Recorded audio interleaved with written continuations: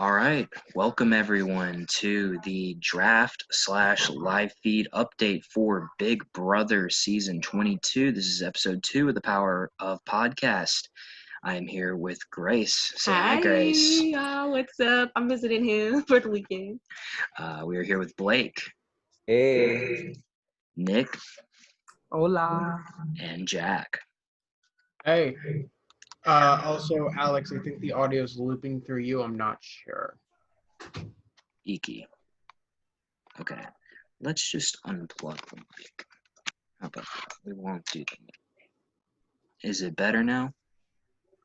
Let me Yeah. check. Oh, Yeah, no, it's definitely looping through you. Could you potentially put on headphones or something? I don't know. Is still looping through me? Yeah, when we talk, it starts looping through, but it isn't. Wait, hold on. I think it's good now. Yeah, you're good. yeah, you're good. We've had some technical difficulties this time because one of the internet at the hotel is not working, and so yeah, that's why we're starting a little bit late. But And he kept pushing all the buttons on my computer. we'll talk about that. All right. Sorry, Jack. I'm assuming that your brother distracted me. All right, so You're right. You're absolutely right. all right. So, anyways, we are going to start off talking about the episode. So, Big Brother 22, we were 100% correct about the cast that we did with the cast speculation the night before. No surprises there, no shockers.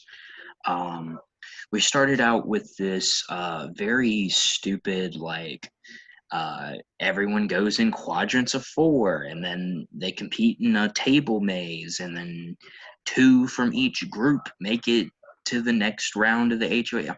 To me, I kind of thought it was dumb, not gonna lie. I'm appreciative that we're getting a Big Brother season, period. So, to me, almost anything that they do is, fine with me, but I figured they could have done something a little bit better. What did you guys think about the table maze that we had in the first part of the HOH comp, not the stepping stones from Ninja Warrior? They rigged it for women. I was just about to say, I'm so glad you brought that up because it really genuinely felt like that the women all got the harder section of it, while the men got the easier, like when you have women who are as strong as Janelle and Danny, it makes sense that to have it like that. But come on, you have men that only have to go through 3 little steps to get to theirs, while the women have to go through the entirety of the maze in 4 minutes. One of them was 2. Yeah, the guys, yeah. But so I actually wrote it down. In the 2 rounds that the women were playing, only one of the women from each group made it through, and they had the farthest end. So I believe it was the kitchen and the lounge, something like that. Yeah. Yeah. I know the kitchen was one, or the loft, or whatever the hell they're calling it. Yeah. But the men, they had, if I remember correctly, the comics room. Mm-hmm. That was the kitchen. No, they didn't have the kitchen. They had the bathroom. Yeah, they had the bathroom. Yeah, they had the bathroom and So the only argument that I've heard online is certain people to run farther within the house, but at the same time, it's I just don't know. I would have to assume, I'm gonna play a bit of devil's advocate. I have to assume it was randomized, because that would make the most logical sense. Just have 4 questions and then just randomly place them. If it came up in the way that it did, and it was just so horrible that it literally made them look the way that they've looked for every other season, that's a really bad coincidence. But at the same time, I can see it happening. I do think it was random. However, I think what they should have done to just not be stupid is just change one of them. It's not hard to change one of them. It really isn't. Yeah. So, if one of them was at the far end and the other one was close and vice versa, They could have switched Who it or cares? Like, something. but the fact that both of them were so far away and the other two were literally like the two closest to him, little Yeah. sus. I also want to add that I do kind of agree with you in the fact that I think that the whole 4-person moving in at a time thing, going to compete in HOH was stupid. I was fully expecting an OTT type move in. I think that would have been more interesting. I was wanting to see that, especially they all walk in one at a time and they all go crazy from there. And I think for Kinda all like- players, you deserve that type of move in, and I think that it would have been more suspenseful. And I think Kinda everybody like- should have been able to play in HOH, considering you are at such a high stakes of a season. You shouldn't be competing to compete in HOH. So I was thinking kind of like drag race style walk-in, like where it's like one at a time. Like you said, everybody gets their moment. Everybody gets to like, and like I think it'd be really cool. Obviously, Big Brother doesn't do it like that. If like they kind of did like how RuPaul's Drag Race All Stars, like they walk in. Obviously, you can't do it on a live show, but like if they would have planned this for Thursday, they could have edited it like this, where like they walked in, and then like the second they walk in, it flashes back to like clips of their original season, and like just to like get the viewers like up to date on who they are as players, like what they did in the game, things of that nature. I think that would have been really cool. See, I think that's what I'm more likely would have wanted to have, would be if they would have moved in on Wednesday and maybe we didn't get the live move in, but they made sure that it was good quality for Thursday and we had to wait one more day. If they did the one at a time move-ins, made sure everything was precise and ready to go, because the have not room thing, which I'm sure we'll get to later, that was also an issue during the premiere. So I think it was a little lackluster. And I think if they would have moved in like a day ahead of time and then edited an episode, it might have been a little more smooth.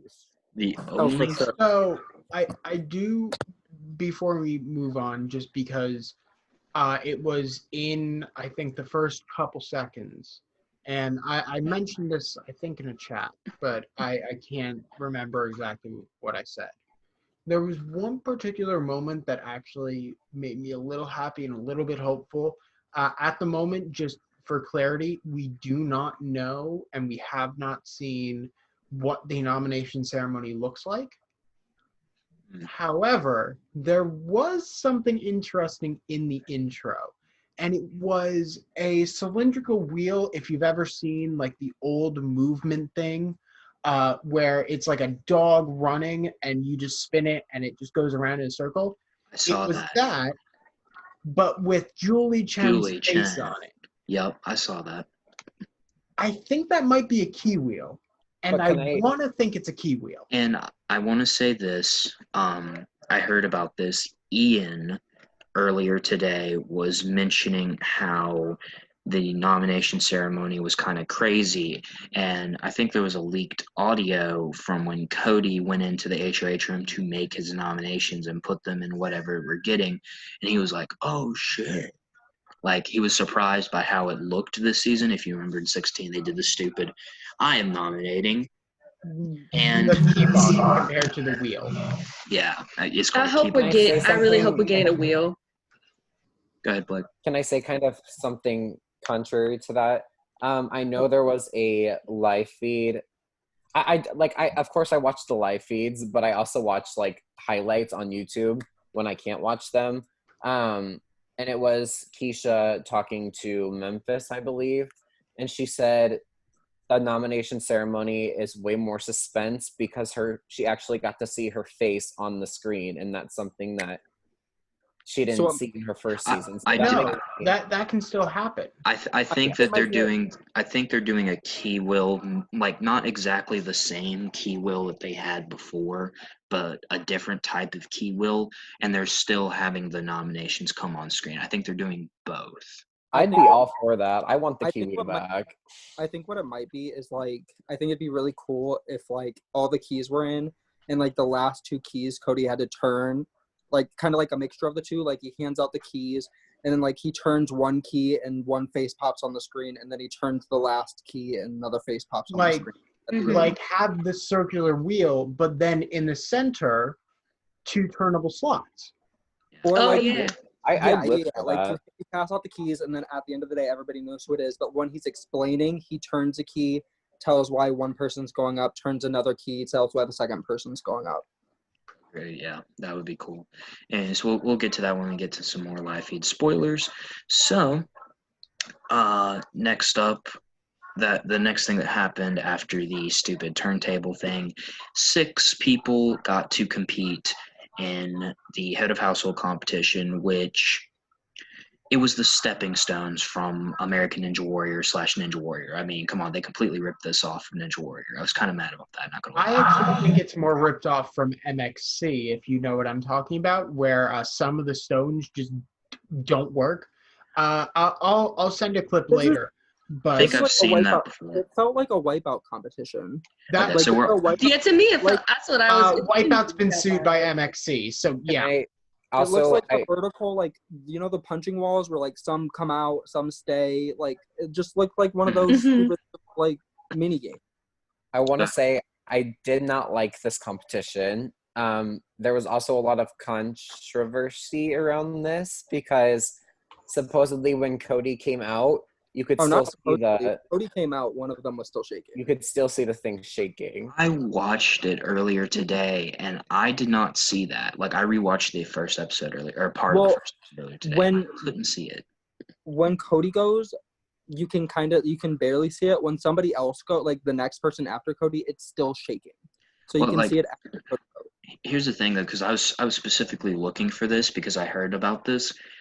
They showed what happened was after Memphis went, they showed the entire board again, and I looked at every single piece, and I couldn't see anything shaking. So unless the camera was just moving too fast, but it wasn't even moving that fast, unless it just like happened to move at the right time, or I just have bad vision, I didn't see it move.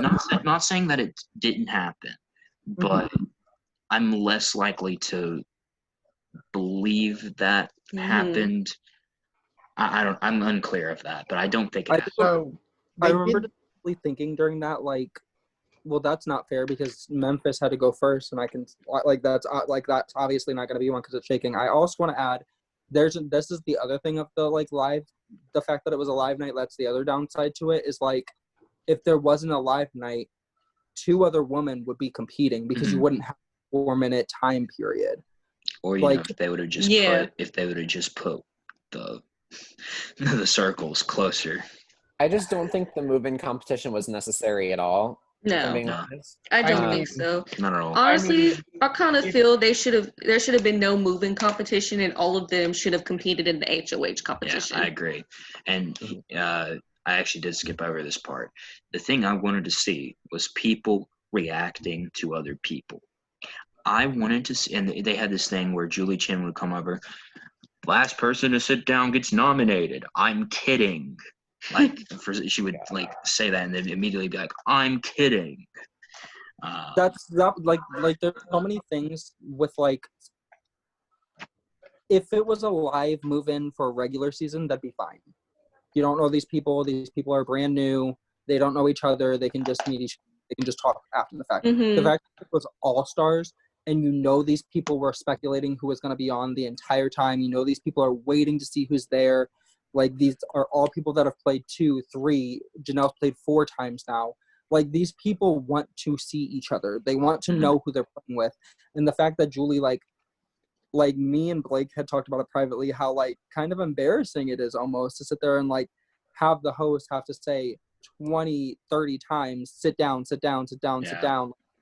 That it should have just either been planned better. They should have told them that, like, you'll get a chance to meet everybody after the fact. You can't just be like coming in.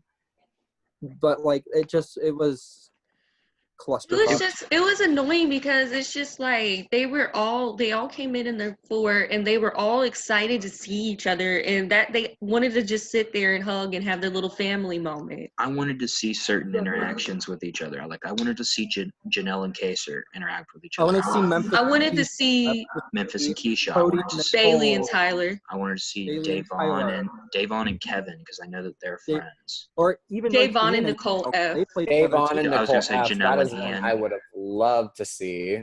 Davon and Nicole F. Yeah, like I wanted to see all these reactions to people. we didn't get that, but I will say no. The best thing about that thing I will say was when Davon saw Kevin, she literally was like, ah, Yeah, and then when she saw Keisha, that you could interaction hear was her cute. screaming when she saw Keisha. Yeah, that's it. I'm like, so I pulled up the Joker's rankings, and like, it's funny because you really see like where everybody's mindset, like the audience's mindset going into it, like what they wanted, and it's we'll get into that a little later. I just like seeing, like, it's very obvious that like you have Janelle, you have Danielle Donato, you have Keisha, you have Kaser, you have Kevin, who hasn't played in 11 years. You have Ian, who hasn't played since he won. You have Memphis, who hasn't played in 12 years. Like, all of these players, like, are all people, like, when I watch Big Brother, I watch it for interaction. I don't watch it to, like, I don't watch comps. be a robot. Mhm. We would know someone like that. Oh, dang. Yikes. I'm looking at the which is Joker's why- rankings right now. And Danny why- went through Yeah. Yeah. Which is why I go back to the whole, they could have moved in. Like, if they still wanted the premiere on Wednesday, move them in on Tuesday. You can do all the same stuff you want to, but move them in one at a Not time even so we can Tuesday. see those Move them in individual a reactions. couple days beforehand. Well, So we can actually plan out stuff. that would be cool, but the one thing about the live move-in is that we got feeds night one. That, to me, was extremely cool. I got to watch the feeds for a good bit. I really, really liked that. We've been watching alliances form. We never get to see that. We get the edited version that CBS wants us to see. We get to see almost everything now. That's what I really love. That's the one plus, which to me, that's good enough. I really love, like, we never get to see, we always see the edited biased version of the alliances being created, but we actually got to watch the people come together on there and make their alliance and actually talk about alliances. And I think we got more game talk that way, a lot more game talk than we would. Yep, I agree. Because people want to show off their feats. I want to talk about who won the competition. Yeah, that's what I was going to get into next. I think Cody winning is really, really bad for his game. I think it was a really dumb decision to go, like, balls to the wall the first night. I don't think he really realistically was in any type of danger. I don't think, because during his season, him and Nicole didn't get along. During his season, that's the only other person, right? Him and Nicole. Yeah. That's the only other person he played with. So at that point, he's seen as Derek's, like, sheep. So he's not seen as, like, a strategic mastermind. He's physical, but, like, I mean, literally, so, like, Nicole has been doing all his strategic decisions for him. Well, Nicole and Danny. Yeah. And that's the thing. Like, the thing about it is, like, he didn't need this. He could have sailed through this week not having HOH. But I think that puts such a target on his back to people like Janelle, people like Kaser, who, spoiler alert, aren't that close to him in the house. People like the people that he nominated, like, one of them's going to stay, and they're going to be able to compete in HOH, and he's not going to be able to. And who does he have to rely on? Nicole? Nicole's not HOH. Well, no, he does have Danny, though, and she's good at competitions. I just, like, okay, so the biggest thing about this cast I've noticed is, like, there are so many heavy hitters physical. You have Janelle, you have Kaser, who, like, arguably is a really good competitor. He is. They were talking about how it might be endurance. Kaser lasted in the oh my god, I can't remember. Buzzer cooker. The pressure cooker for like hours. Mm-hmm. You have people like Ian. like Ian, like Memphis, who is physically strong. You have all these people Tyler. that are and then now you have, and then also he you threw have a lot of comps early. You also have Davon and Bailey, who were on the challenge and did really well in the competitions there. Exactly. So, like, I think his biggest error is, like, he thought too ahead, which is, like, if you've played online reality games, the biggest downfall of, like, many people is playing too hard too fast and then just fizzling out. And I really think that's going to happen to him. And also, another thing, I feel Christmas could be like an endurance physical comp threat because of her athletic ability. Especially now that she doesn't have a broke foot. But going back to Cody winning HOH, did you hear why he said that he won the HOH? Because he didn't know anybody, and that's fine. But like, I don't think a lot of these people knew anybody, knew each other. I know like they had connections, like Davon knew Keisha from outside of the game. Davon knew just about everybody. Janelle, exactly, and Janelle. And that's why she's playing the best game right now. There was a lot of pre-gaming that went on. I think Janelle, a lot of people knew that each other were going to be in the house. Janelle, but the issue is, Danny didn't want to play with a lot of the people that are in the game. There have been people who didn't want to play with certain people. So like, why wouldn't you let them go after each other instead of painting? Like, he literally said, "Hey Nicole, can you like just paint this target on my back for me while I nominate 2 people that I didn't need to nominate?" That where I have to make people feel like they have to win safety in order to stay for the week. Like, it just doesn't make sense. Yeah, and also like, and then that's the other thing is Cody. I agree with the Cody situation because like Kaser has said many times on I want Cody on the block. Yeah, but the main reason why Cody said he competed in HOH is because he sized up who was standing next to him. He's never watched Big Brother 10, so he doesn't know who Memphis is. And he said he was scared of Christmas, and he's been kind of saying that all week. Like, he calls her a ticking time bomb, says that, and he thought that those 2 had the best shot compared to Kevin, Nicole, and he probably doesn't know who Kevin is. But the thing with Christmas is, like, I feel like Christmas wants to work with that side. Yeah, but do you think Cody's smart enough to know that? Nope. Literally, true. Tyler has her dragged in a final 2 right now. Like, honestly, I thought... Especially night 1, when you had that concern, like, he didn't know that Christmas potentially wants to work with him. Like, but as a returning player, you need on. Like, in the 22 seasons of Big Brother, 1 person has won the game, winning the first HOH. One person. Wait, who was it? Nicole Franzel did. Nicole did? So yeah, I believe Nicole and did. BB, she got the first HOH in Big Brother 18, and then she. But to be fair, the people that win first HOH typically go far at the very least. Not early Big Brother, but more recent seasons we've been seeing it where people that win first HOH typically at least go to the final 6, 7. They make jury like at the very Christy, she won the first HOH last season. She got to final 6. The problem is you have to play smart, and Cody is not. I think, Nick, you're saying that Cody's playing too hard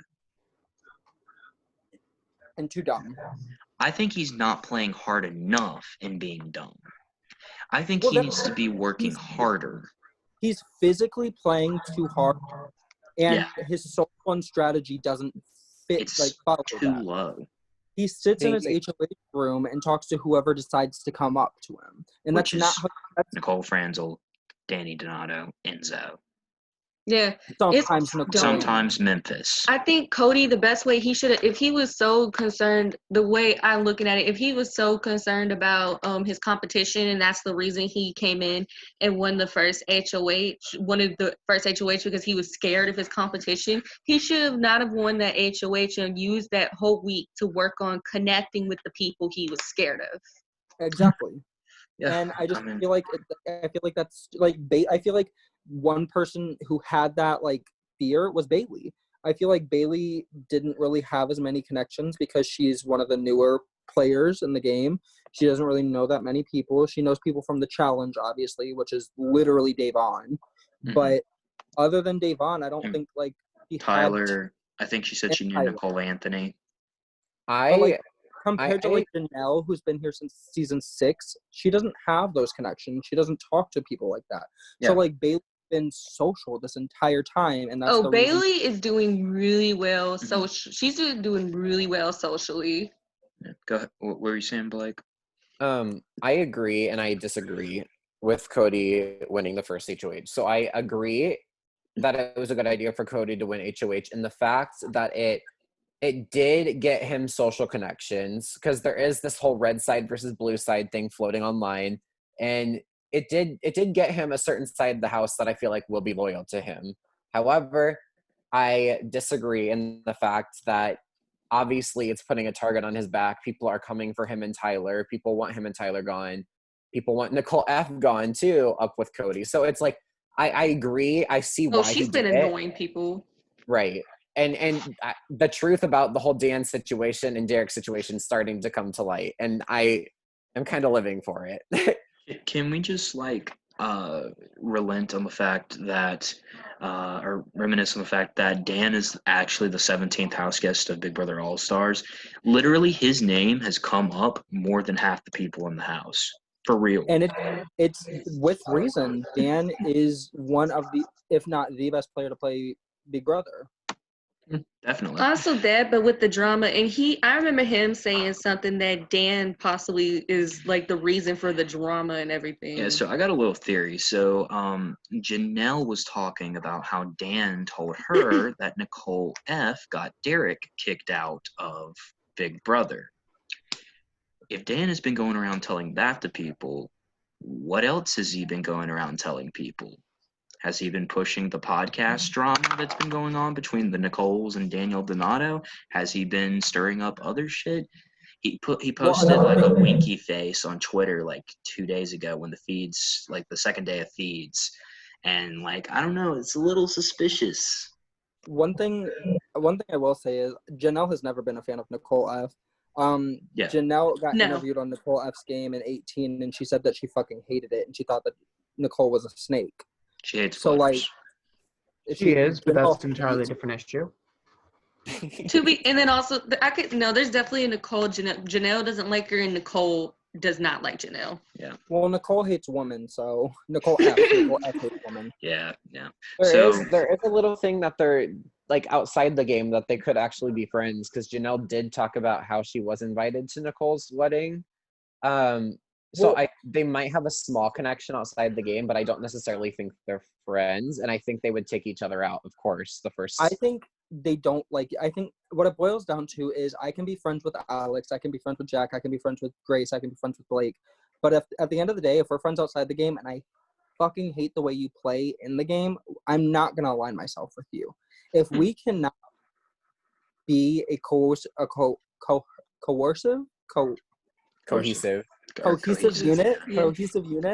if we can't be a cohesive unit, then like it's not worth my time. And I think Janelle and Nicole both know that. Like, we can be friends outside of the game, but if you don't like the way I play and I don't like the way you play, then we're not going to get along in this alliance, and it's not going to be worth my time to try. That's literally me with a lot of orgers. There's some of them, especially a couple of them, if I'm in a game with them, I absolutely, like, for example, like X, Yoshi, and Wade, I cannot play with because I do not like the way they play. And I'm like, nope, but I love them to death outside.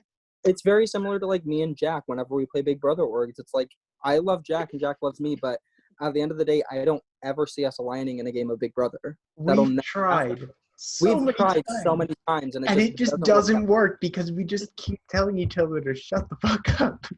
Not only that, but like it's just different people have different styles of playing. I think Janelle is very old school. Like there's my side of the house. Oh, she's really old school.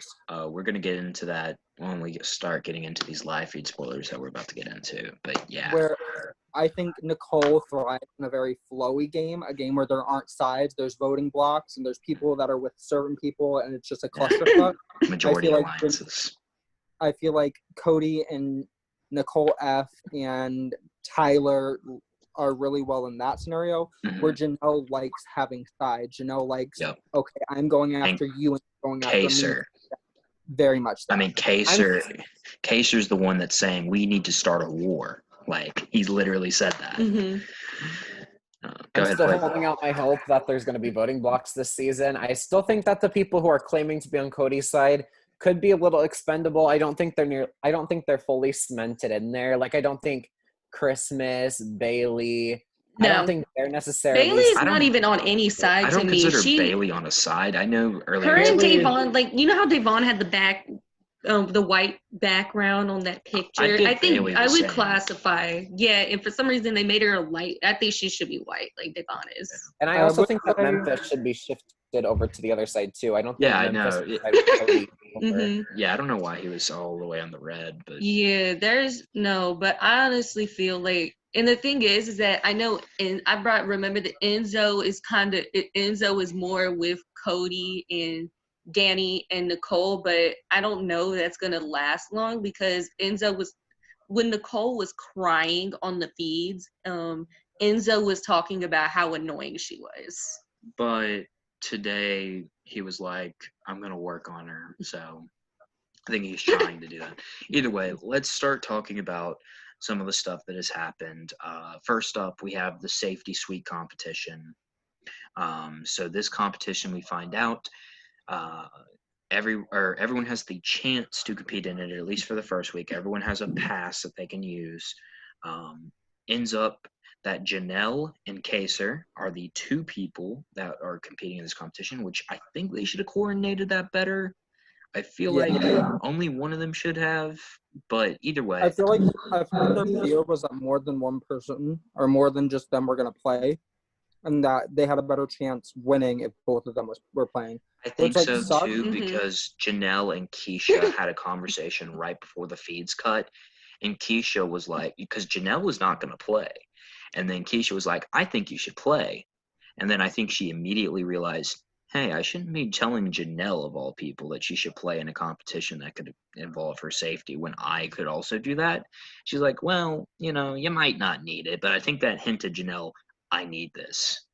Yeah, and I think there's a very good chance, if not like 100% chance, if Kaser or Janelle did not win that competition, they would both be on the block. Oh, they're on the block. Kaser, that was 100% the plan. They're on the block. Kaser, his reads are phenomenal.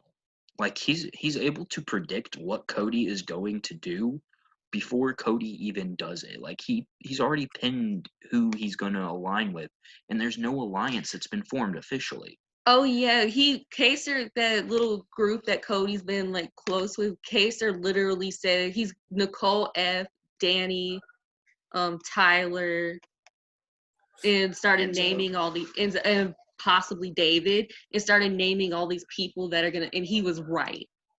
So I will say that, like, in terms of like not even the safety suite, just in general, like on the feeds, like everybody of course is negative at some point in time. The one person that every time I watch them is just so negative, and it makes me so sad because I was rooting for her so hard pregame, is Danny. Yeah. Oh yeah. Every single time I watch her, she's always trying to tear somebody down, and it's just so frustrating. Yeah, I agree. I've been disappointed with how Danny is playing this season. Yeah, even Dick. She's playing like the rat game. Like she's playing Nicole Franzel's game like 1,000 times better than Nicole Franzel's playing it. But like, it's annoying. I just want to even Dick, her own father, went on Twitter and said, I don't like the way Danny is playing, and I don't understand why. Dick's another old school player, but like. I don't know. Yeah, I've been disappointed with her. I think Danny saw the last couple of seasons, studied how people got far, and realized that the game that she played in 8, the game that she played in 13 isn't going to work. Not going to work. But the rat game doesn't necessarily work out because Bella last season tried playing the rat game. She got ran over by a car. Yeah, but I mean, but we're comparing Danielle Briones to Isabella Wang. Like, that's not a good comparison. No. Also, I want to say if I got $1 for every time Danny mentioned not getting a DR session and not being in the episode, I would be a rich man. Yeah. Another thing I want to say, like, speaking of Danny, I understand the negative. That's what I was saying, like, on the Joker's ranking. She literally was at the tip, like, at the top, and now she's, like, she's dipping down because people aren't liking the way that she's. Yeah, but either way. So Kaser ends up winning the safety suite competition. Yes. And saves Janelle. Yes. That was so good when that happened. And Cody was probably like, Yeah, Oh. Cody. Here's the Cody thing. was Cody immediately goes up to his HOH room and is like, "What do I do now? What can I do now?" Because he planned on nominating Janelle and Kaser, and now they're both safe. Keisha was more than likely going to be a nominee. He mentioned Ian, but Nicole Franzel immediately talked him out of that because, as we find out, the $1 Million Club alliance is formed between Nicole and Ian. Nicole Franzel and Ian. I'm going to be calling Nicole Franzel just to clear confusion. That's just what I'm going to be doing. So Franzel and Ian are now in the $1 Million Club alliance. So, and Franzel's good friends with Cody, so she's able to talk him out of nominating Ian. The other two that were on potential nominees were Kevin and Nicole Anthony. And I think Franzel was kind of pushing more for Nicole Anthony, but honestly, I feel like her being a fan favorite last season kind of pushed Cody into not wanting to nominate her, even though Franzel kind of And wanted it a little Cody more. was also talking about wanting to put Christmas Sucks. He does not like her. And then Franzel, once again, talks him out of nominating Christmas because he's scared of Christmas. He calls her a ticking time bomb, says she can blow up, and then Franzel's like, yeah, but Christmas it was loyal to her side, and a lot of people are saying that about Tyler. They're like, he's great if he's on your side. Even Kaser's like, we want Tyler on our side. But if he doesn't come to our side, we're going to cut him. But, like, we want Tyler on our side. Like, Tyler's in a really good position right now because he didn't win first HOH like Cody did. That's what screwed Cody over. Tyler's the better player and should go home before Cody does. Mm-hmm. But Cody's not smart enough like Tyler is and not social enough like And I Tyler honestly is. feel the old schoolers like Janelle and Kaser, if they want a huge stepping in this game, Tyler should be the one to leave. But Cody literally screwed himself. But they like him. Yeah. They like him. Yeah. And Danielle was like, I like Tyler. And Kaser said, yeah, that's the problem. Everyone likes him. Like, that's why he's good at the game. But yeah, so the safety suite competition happens. And then today we wind up with our nominees being Keisha and Kevin. And I don't know if veto has ended so far. I don't think it has. Someone correct me if it has. I don't think it has. No. So I know, obviously, Cody, Keisha, and Kevin are competing in veto, as well as Ian, Memphis. Wait, no, not Memphis. Enzo, and who else? Tyler. It was rumored to be Kaser for a while, but then I guess people got it wrong, and it's Tyler and not Kaser. And then Davon's hosting. If only it was Kaser, because if Kaser won it, maybe something would happen. Oh, Kaser won, I think Keisha comes down. And I don't think any of these people are going to use the veto. The only one that I think has a shot is I think Ian might use the veto on Kevin just because they seem to have a pretty good connection. Mm-hmm. Oh, they yeah, have that like, little awkward adorables alliance with Nicole Anthony. Oh, I want that to happen so bad. It's already happened. The three of them have already stuck to come together. Yeah. I just don't know what would happen if one of them went down. And like Ian was I think I heard Nicole Anthony. Yeah, would be the renom. That's but she what Cody has said. Yeah, but I don't know what she would. Well, if she's up next to Keisha, then she's good. But Kevin, debatable. The veto's going on right now, correct? Yeah, it is. Yeah. That's why I asked had it been done yet. Yeah. I don't think I think Tyler's going to throw it first off, but I don't think he'll use it even if he does win it. And Enzo, I don't think will use it because he's going to do whatever Cody says. So that's kind of where we are right now. If Memphis was picked, Memphis was like, oh, I'm going to tell Keisha, oh, I'm going to throw the veto to give you a better chance to win it. And I'm over here like, why don't you just try to win the veto and take you down? Because Memphis the thing about this, like, he doesn't want the target on his back, I guess. He doesn't want what happened with Kaser and Janelle to happen with him and Keisha. Yeah.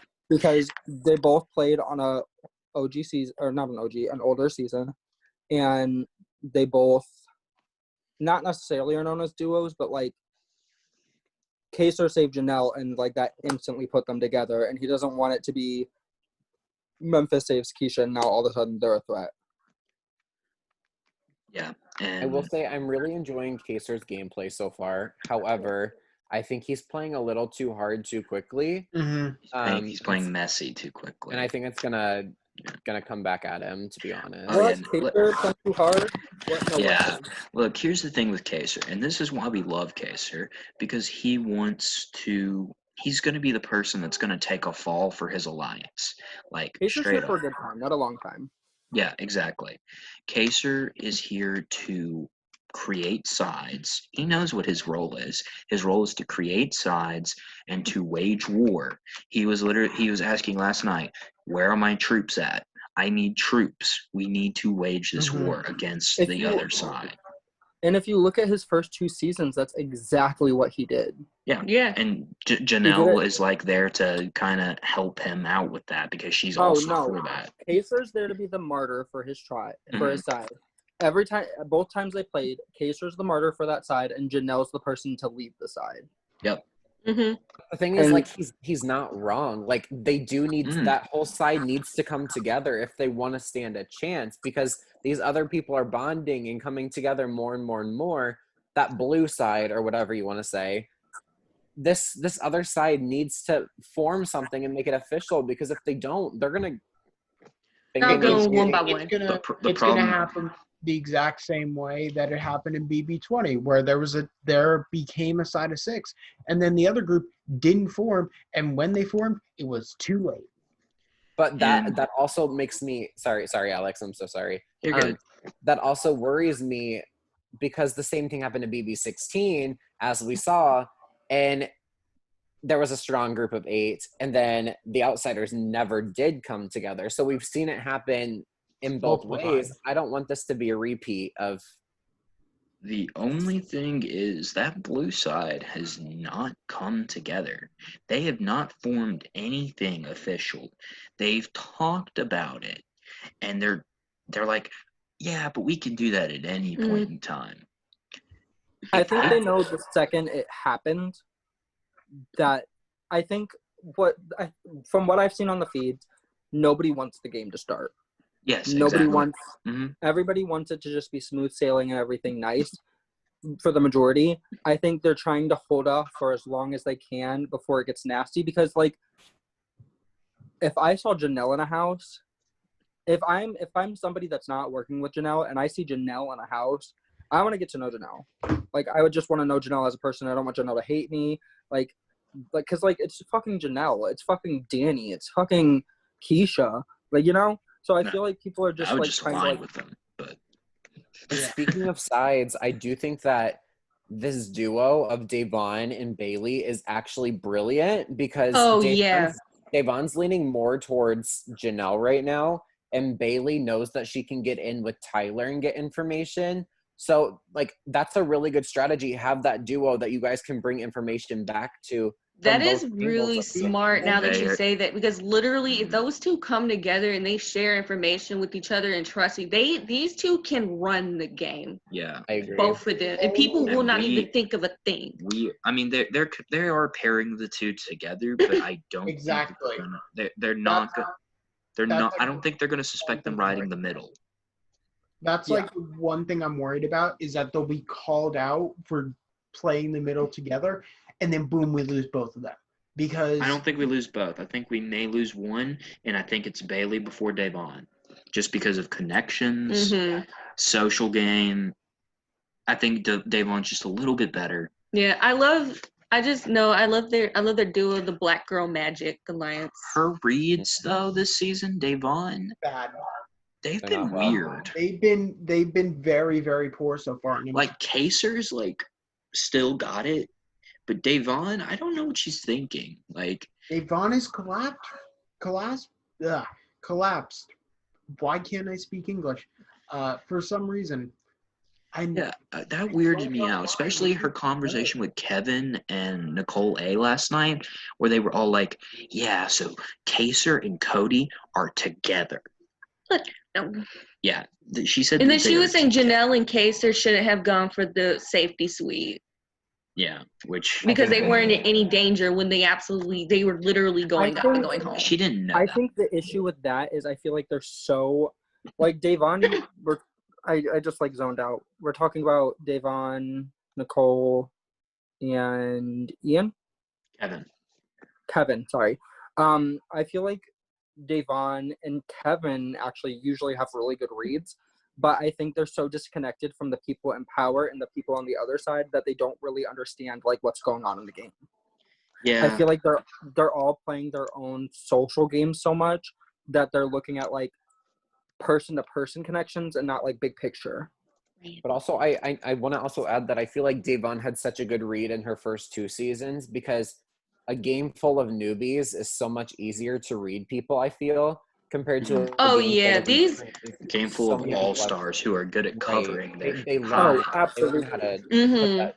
Yeah, and I'm not That saying that she's like the worst reader in the world, like in this game, No, because she's there's not. there's She's terrible people in this game mean, who cannot read. she's done it before. Like, I mean, she's great at reads, but like, So what we actually haven't seen from Davon is like this week 1 phase of like reads.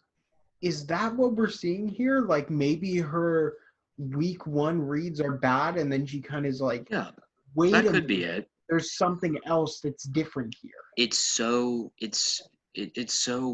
weird It's- seeing these things this early, the day 3, day 4 feeds. So like the thing with I feel like Davon is in both of her seasons kind of the way the dynamics were is everybody had to play really like everybody like people played hard and fast. So like you kind of knew where things were even if you like weren't in the know of it. And Davon was just really good at like catching that. Whereas people this season are not really saying much, not really speaking to like I feel They're like, not trying to because they're trying to hold back and like, hey, everything goes smooth because let's be real, like once something blows up, this season is going to go with these people, bam. Yeah. All right, so I want to get us into the draft because I know it's going to take a minute and we are already almost an hour into this. So let's get that started so we can finish within the hour. Yeah. Hopefully. So I'm going to randomize the list. Are we going in snake order? Yes, we are going to go in snake order. And I assume one person will just it'll end up with one house guest just being left out. So. Yeah, we're going to give them to the audience. Yay. Audience gets a player, and it's our leftovers. All right, randomizing the ordered. Wait, what's up, Jack? Oh, never mind. I'm just thinking about logistics, but Okay. just give me 1 minute. I'm typing every house guest name out and then Damn it, why the fuck am I last? All right. You guys are gonna take my pick. Here's the order: Alex, Blake, Jack, Nick, Grace. And Nick, you said you're typing it up? Yes, just give me 1 second. Okay.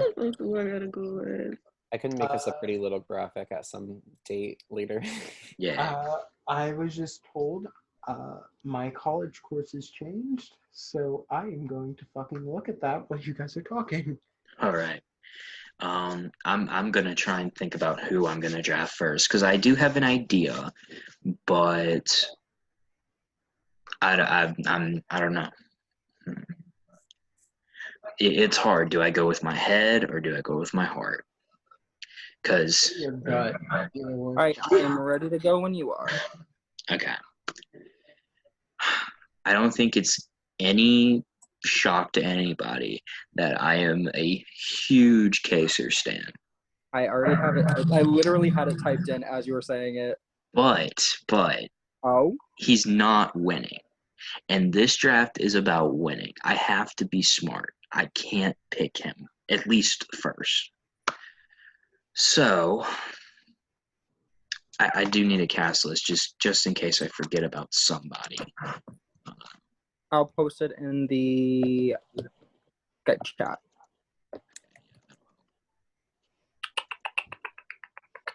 Doom, doom, doom. Boom, bam, boom. Not a boom, bam, boom. Okay, let's look at this.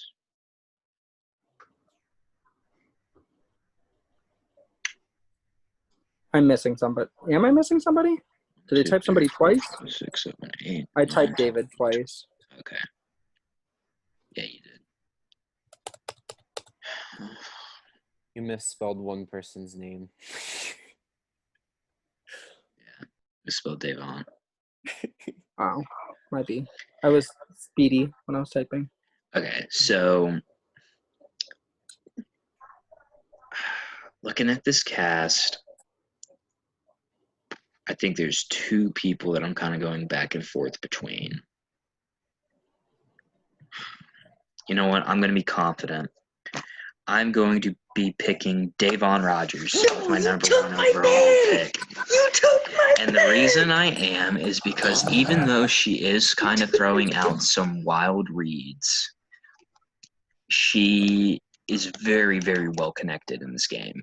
She's got a really good social game. She's got a pretty good physical game. I think it's up from Big Brother 17, Big Brother 18, but because of the challenge. And I think she's going to have a good strategic game. She seems to be wanting to play the middle, which I think is going to work because I do think that sides are going to form with people like Kaser and Janelle in the house. I just think that she's got what it takes this season. I believe in Davon this time. Now, if she opens her mouth and, that gets her in trouble yet again, then, this will look stupid. But compared to other people in this game, I feel like she has less of a target on her back as well compared to someone like a winner like Ian or Nicole, or someone who's fucked up their first HOH like Cody, or someone who's a big name like Janelle and Kaser. I just think she's the best choice for a first overall pick. What do you guys think? I'm traumatized. That was my first pick. You I'm took not my gonna pick. lie, that was my mine first pick as too. well, you I will be asshole. getting my revenge later. That was not my first pick, Yeah, and I will you stand better by be my ready. first pick the entire time. I'm getting my But revenge we can later. continue. Nick, how are you spelling Davon? I That's spelled what it incorrectly. I said. know. I spelled it incorrectly. It is All right, so apostrophe. But no, on a serious note, I think that's a really, really great pick. I think Davon is in a really good spot on the house. Like you said, her reads are not very great right now, but I think she's in a really good spot, and I think she's set up great for the long run. I think they'll develop. Yeah. All right, so I think Blake, she's far over Husky for. you're good. Okay. So Blake, go ahead and make the second selection. Okay, so people might be shocked that I'm picking this person because they are in some danger. However, I think that after this week, they may be in a really, really good spot. And that is why I am picking Kevin Campbell. You took my other pick. I'm picking Kevin because yes, he's on the Better block not right pick my now. third person. However, Cody was immediately regretting putting Kevin on the block. He really was questioning why he made that move. And everybody loves Kevin in the house. I don't think there's a person who doesn't like Kevin. Nope. If Kevin makes it past this week, Kevin's in it for the long haul. Mm-hmm. Yeah, I agree. He wasn't the second person I was going back and forth between simply because he was in danger, but he would have been like a third or fourth pick for me. So very solid selection. I like the Kevin Campbell pick at number 2. It's one of the better picks.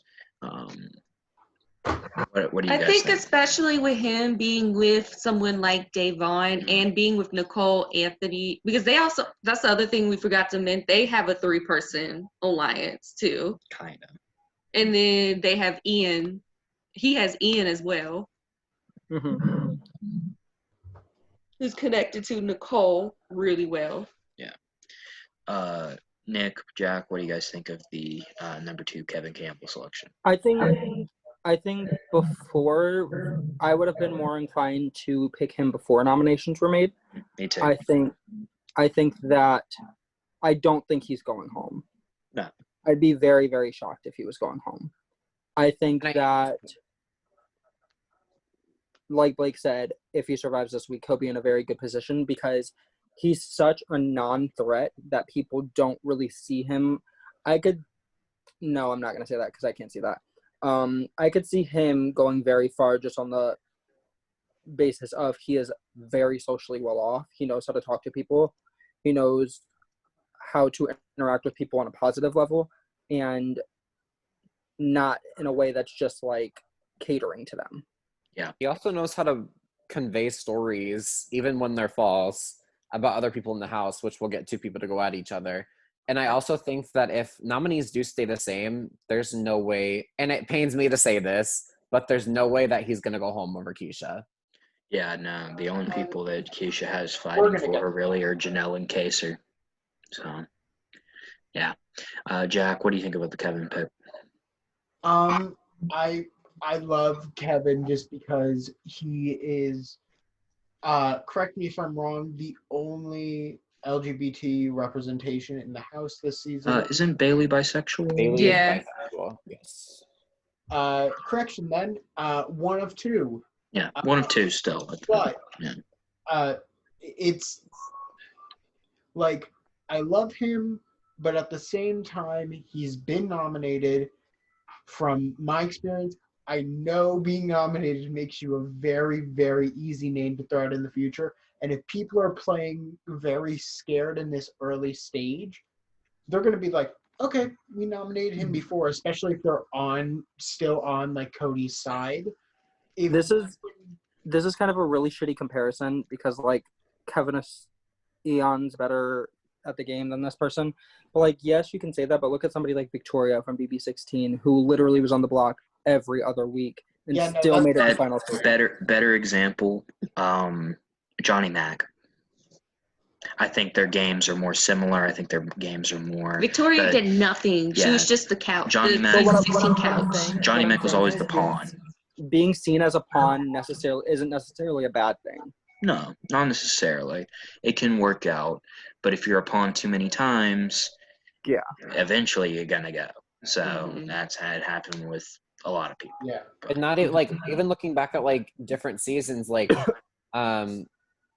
season 17, like Jackie Ibarra was on the block week 1. She made it to the jury.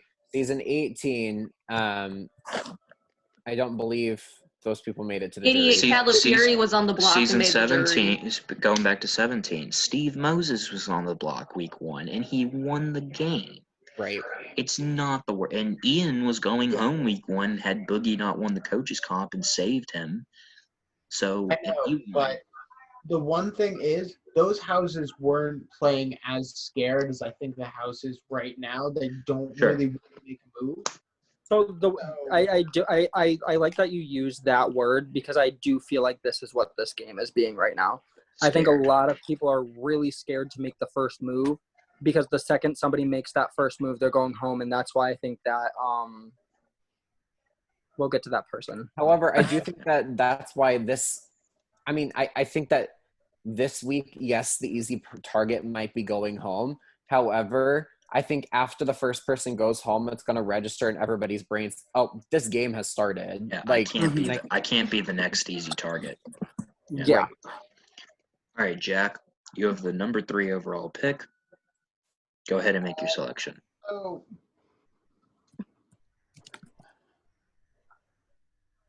Is it weird for the white guy to pick the white guy? Because I don't really know how to go about this.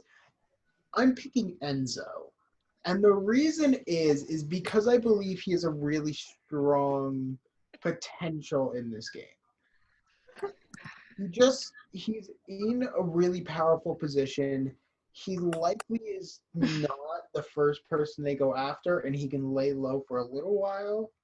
So it may seem odd, but I just have a gut feeling that Enzo might, in the upcoming weeks, be more of a player, and he might be able to hide behind other people. Okay. I'm ready. The only issue I have with that is you said something just now that was the exact way that he played in 12.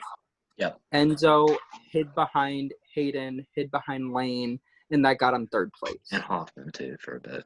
And Enzo is playing a very similar game. Yeah. And I see the it. thing about Enzo is people are going to know, like, Enzo's so social. Like, that's one of his strengths. He knows how to talk to people. He's really good at making great one-on-one connections with people.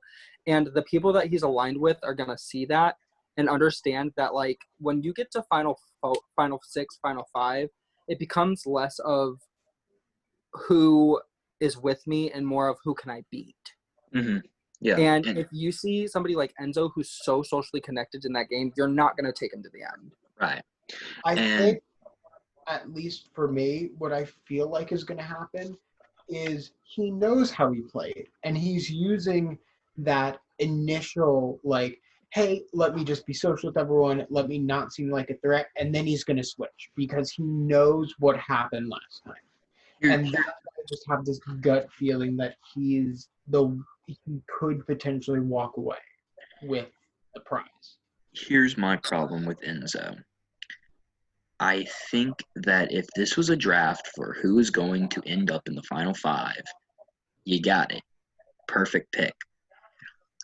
I don't think he has, the respect. Maybe he could gain it, sure. But I just don't think he has the respect enough for the first time around that he played. And I haven't seen him talk strategy with anybody that they haven't talked strategy with him first. I've never seen him bring up a strategy conversation with people. And if he never does that, that's going to be a problem because you have to play at least a little bit strategically to win a game. You can't just rely solely on social game. That's like there's other people that are left that can win the game. I don't think Enzo can win the game, which is why maybe if this was like a second round pick, I'd understand it maybe a little more, but I still think that there's people on the board that can win the game, and I don't see Enzo winning the game. And he also seems to be. You said he's like recognized his own game and like his. I don't think he has. He's kind of falling back into the same strategy. He's going up to the HOH, talking with Cody. He's trying to form an alliance with maybe not all guys this time, but like he wants a 4-person alliance with Danielle and Nicole Franzel. Like the issue is that like when you look at the beginning of season 12 and when you look at the beginning of season 22, Enzo's game is the exact same. Yep. A strong male wins week 1. He goes straight to that strong male and wants to form a certain type of alliance with somebody who is strategic, which would be strategic, Nicole F., Matt Hoffman, somebody, and 2 people who are very physically dominant. Daniel which would be Cody. Danny, Cody, to Hayden and Lane. Yep. And it's turning into this, like, I know why you picked him because I firmly believe Enzo will make it far in this game. Yeah, the meow's not going anywhere. I don't think he'll go as far as you want him to. I just have faith. I feel like there's something different, and I don't know why that gut feeling is staying so strong with me, but it is. And I'm going to ride it to the end, and that's why I get 5th. Glad you just. It's fine by me because that's a pick off the board that I was never picking. So preseason, I was not in Enzo's court. I was not out of Enzo's court. I was kind of just like in the middle. I actually don't think this is a bad pick, Jack. I actually kind of agree with you, in the sense that every single person in the house is saying how much they like Enzo or how much they want him in the house because of his jokes and how much they enjoy his presence in the house, which we also just said people are playing a scared game. So hold on. Enzo being in this house, making those social connections in a scared game is not a bad place to be. Everybody likes Enzo so far. Everybody is like adoring Enzo so far. And I think that Enzo is actually set up in a really good spot. Maybe not to win, I agree, but I think he's going to make it far. Once again, if this was a draft for who the last unnominated player was going to be, Enzo. But I'm sorry. I just don't think that someone that goes by the meow meow is going to win Big Brother All Stars 2. Meow meow. Granted, I never thought that someone named Boogie would win All Stars 1, so who the fuck knows? I mean, I could be Who? Yeah. Boogie. I don't know. Sorry, where's Mike? Who? But anyways, all right, so we seem to be kind of split here with Enzo Palumba going number 3 overall. Blake, you have the 4th overall pick. So, Nick does. Blake Oh. already picked. Yeah, I'm done. Sorry. Oh, Nick, yeah, you have the 4th Blake pick. stole Kevin from me. You're right. So Jack just said something, and it radiates very well with my pick, and it's having a lot of faith because my pick is Janelle Perzina. I knew it. I knew it. I had a feeling that you would go right there, and I have so many things to say. I say this because, first and foremost, Janelle has not placed lower than 3rd with Kaser on a season with her. Number 2, if Janelle gets herself into a position to where she can align herself with people that win comps, which it seems like she's able to do, Janelle is gonna go far. Janelle has played the game where she has her back against the wall and wins and wins and wins and wins and wins. She's done that so many times. Two seasons in a row, actually. So I don't think it's I know it's so controversial because Janelle's in a really shitty spot right now, but I could not forgive myself if I did not pick Janelle, and the fact that she was still on the board when I got my pick, I had to. Janelle, look, I love her. I love Janelle. Don't get me wrong. And don't get me wrong, I think this is a better pick than Enzo. Sorry, Jack. But I think Janelle can win the game, whereas I don't see it with Enzo. But the problem is making it past the next week. That's my one issue with her. And that's why, look, if I really, you know how much I wanted to pick Kaser number 1? So bad. But I just couldn't. It's a bit high in my opinion, but I understand it's Janelle we're talking about. I mean, The mother of Big Brother. yeah. And that's the thing, Janelle, that's what I'm just trying to remind myself, I know Janelle is kind of a wild card choice to pick as number 1, my first pick, but she's played All-Stars before. She's the only other person in the house besides Kaser that has played All-Stars, and she's the only person in the house that's played All-Stars to see the second to last day. Yeah. Or the last day. She's seen the last day. She's the only person that's played with an entire cast of people who are the best of the best in this Got game. out Dr. Will. She got out arguably one of the best players to ever play Big Brother. She put herself in positions to where, yes, she had to win out, but she did that. She went out until 3rd. Mm-hmm. And I think if granted 14, she didn't have the best running, but I don't think Janelle really cared about 14 as much as people want to say that she did. I think she wanted to be a coach. She was definitely there just to be hey, She was there to be a face. Exactly. She was there to be a face. She was there to be somebody who was likable. She was there to remind the new generation of Big Brother viewers who she was. Yeah. I think Janelle's back to play finally. Mm-hmm. She came to All-Stars 2 to play. And I think that when you watch her season 6 and 7, anybody she's up against in the final 2, with the exception of, I think, Will, she beats. Yeah, I agree. Anybody. Yeah. She beat Yvette, she beat Maggie, she beat Erica, she beat Mike. No matter who she was up against, she was beating them. And I think Janelle's biggest downfall, I hope it doesn't happen, but I don't want her to, and it seemed to happen in 6 and 7, is she gasses out towards the end. And I think as long as she pushes herself and keeps going, then she's going to be fine. Mm-hmm. What does everyone else think of Janelle at 4? Queen, I love it. I don't care how she's still a queen, so I support the pick. I obviously absolutely love Janelle. I think that in a way, she reminds me of a female Big Brother version of Tony. And I know this is a wild comparison, but they're both really strong players. They both are viewed as really big targets. And we saw how Tony managed to get that target off of his back when he came back for Winners at War. And I think that Janelle has the possibility of doing that. It's week 1. Remember that.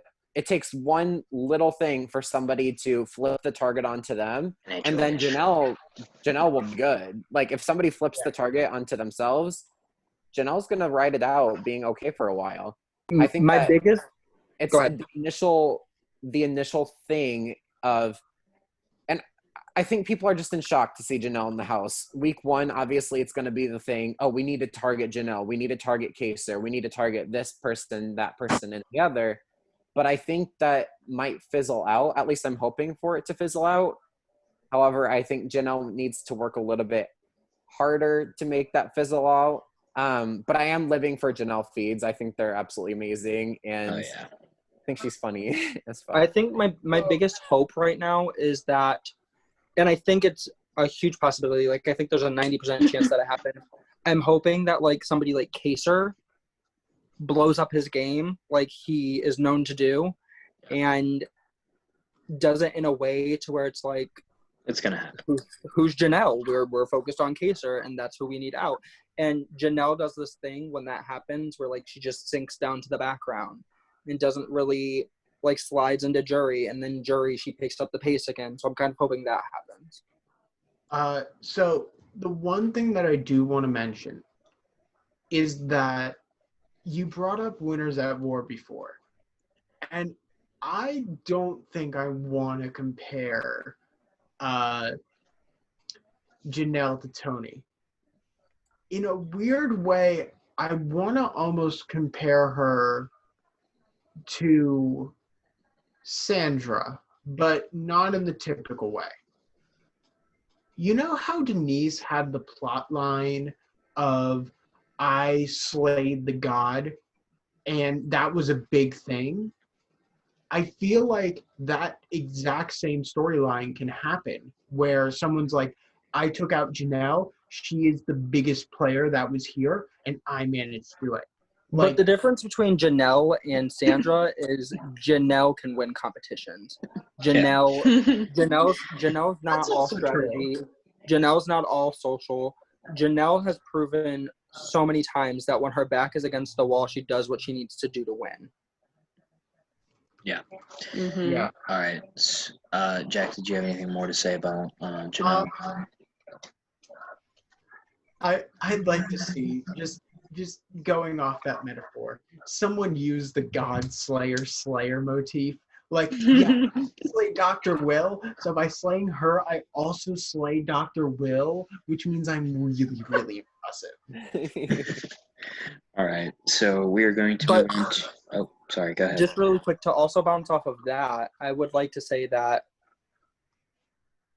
I also, like, I hope people understand that taking Janelle out isn't going to win you Big Brother. And I think a lot of people understand that. Like, just because I take Janelle out doesn't mean that I win Big Brother. Like, who was HOH when Janelle went home in 14? I would have to look that up. Exactly. It wasn't Ian Terry. No, it wasn't Ian was Terry. Will. It was Will. So when you look at the people who... The guy who does the funny YouTube channel of every Oh. My point exactly. Like, who is Will? If he won a HOH? Sorry, I'm just shocked he won a comp. I'm pretty sure it was him. Yeah. If Denise wouldn't have won prior to, Denise's game kind of sucked in Winners at War. Like, she wasn't winning. So, like, I think it's been proven that just because you take out, like, one of the biggest players to ever play the game, it doesn't guarantee you a win. And I hope people, like, will understand that and not, like, I think the only person who wouldn't understand that at this point would be Nicole F. Because I feel like Nicole F is just like, I need to get all these big threats out so, like, they don't come after me and da-da-da-da-da. And, yeah, so that's my biggest fear. Who took out Will Huser? I don't know, but Will Huser went the week right after Janelle did. We say it was Boogie Ian. did. I thought Boogie did. Oh, and then Ian took out Boogie. So Ian took out Boogie, who took out Will, who took out Janelle, who took out Dr. Will. Ian's So if you take out Ian, then you're taking out Boogie. And if you take out Janelle, you're taking out Will, which means Ian and Janelle need to link up and become the new children. All right. So let's stop going with these long train of thoughts and let's move on to pick number 5. You're going to pick back to back, but just do your first pick. We'll discuss it and then we'll do your second pick. So pick number 5 is going to be. I don't know. I've been banking on whether if I want to attempt on winning this draft or pick the stupid players and lose on purpose. Pick the stupid. Just to be funny. Stop. I agree, Alex. No. No. Okay. You know what? I'm going to go against y'all. I'm going to be smart.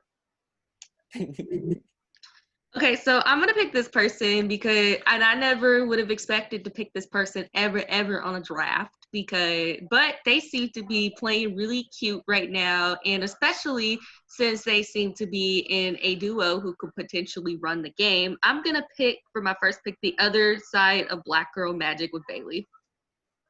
Okay, that's not who I thought you were going to say, and I'm really happy it's not who I thought you were going to say because I want that pick. Yeah, I thought you were going to say someone else too when you were leading up to that. But going to the Bailey pick, I do like the Bailey pick. If she was still on the board, I don't know if I would have picked her necessarily, but she would have been definitely one of my Actually, I have a really late pick, so I probably would have picked her at that point if there was only like 6 other people for me to choose. She's playing very well.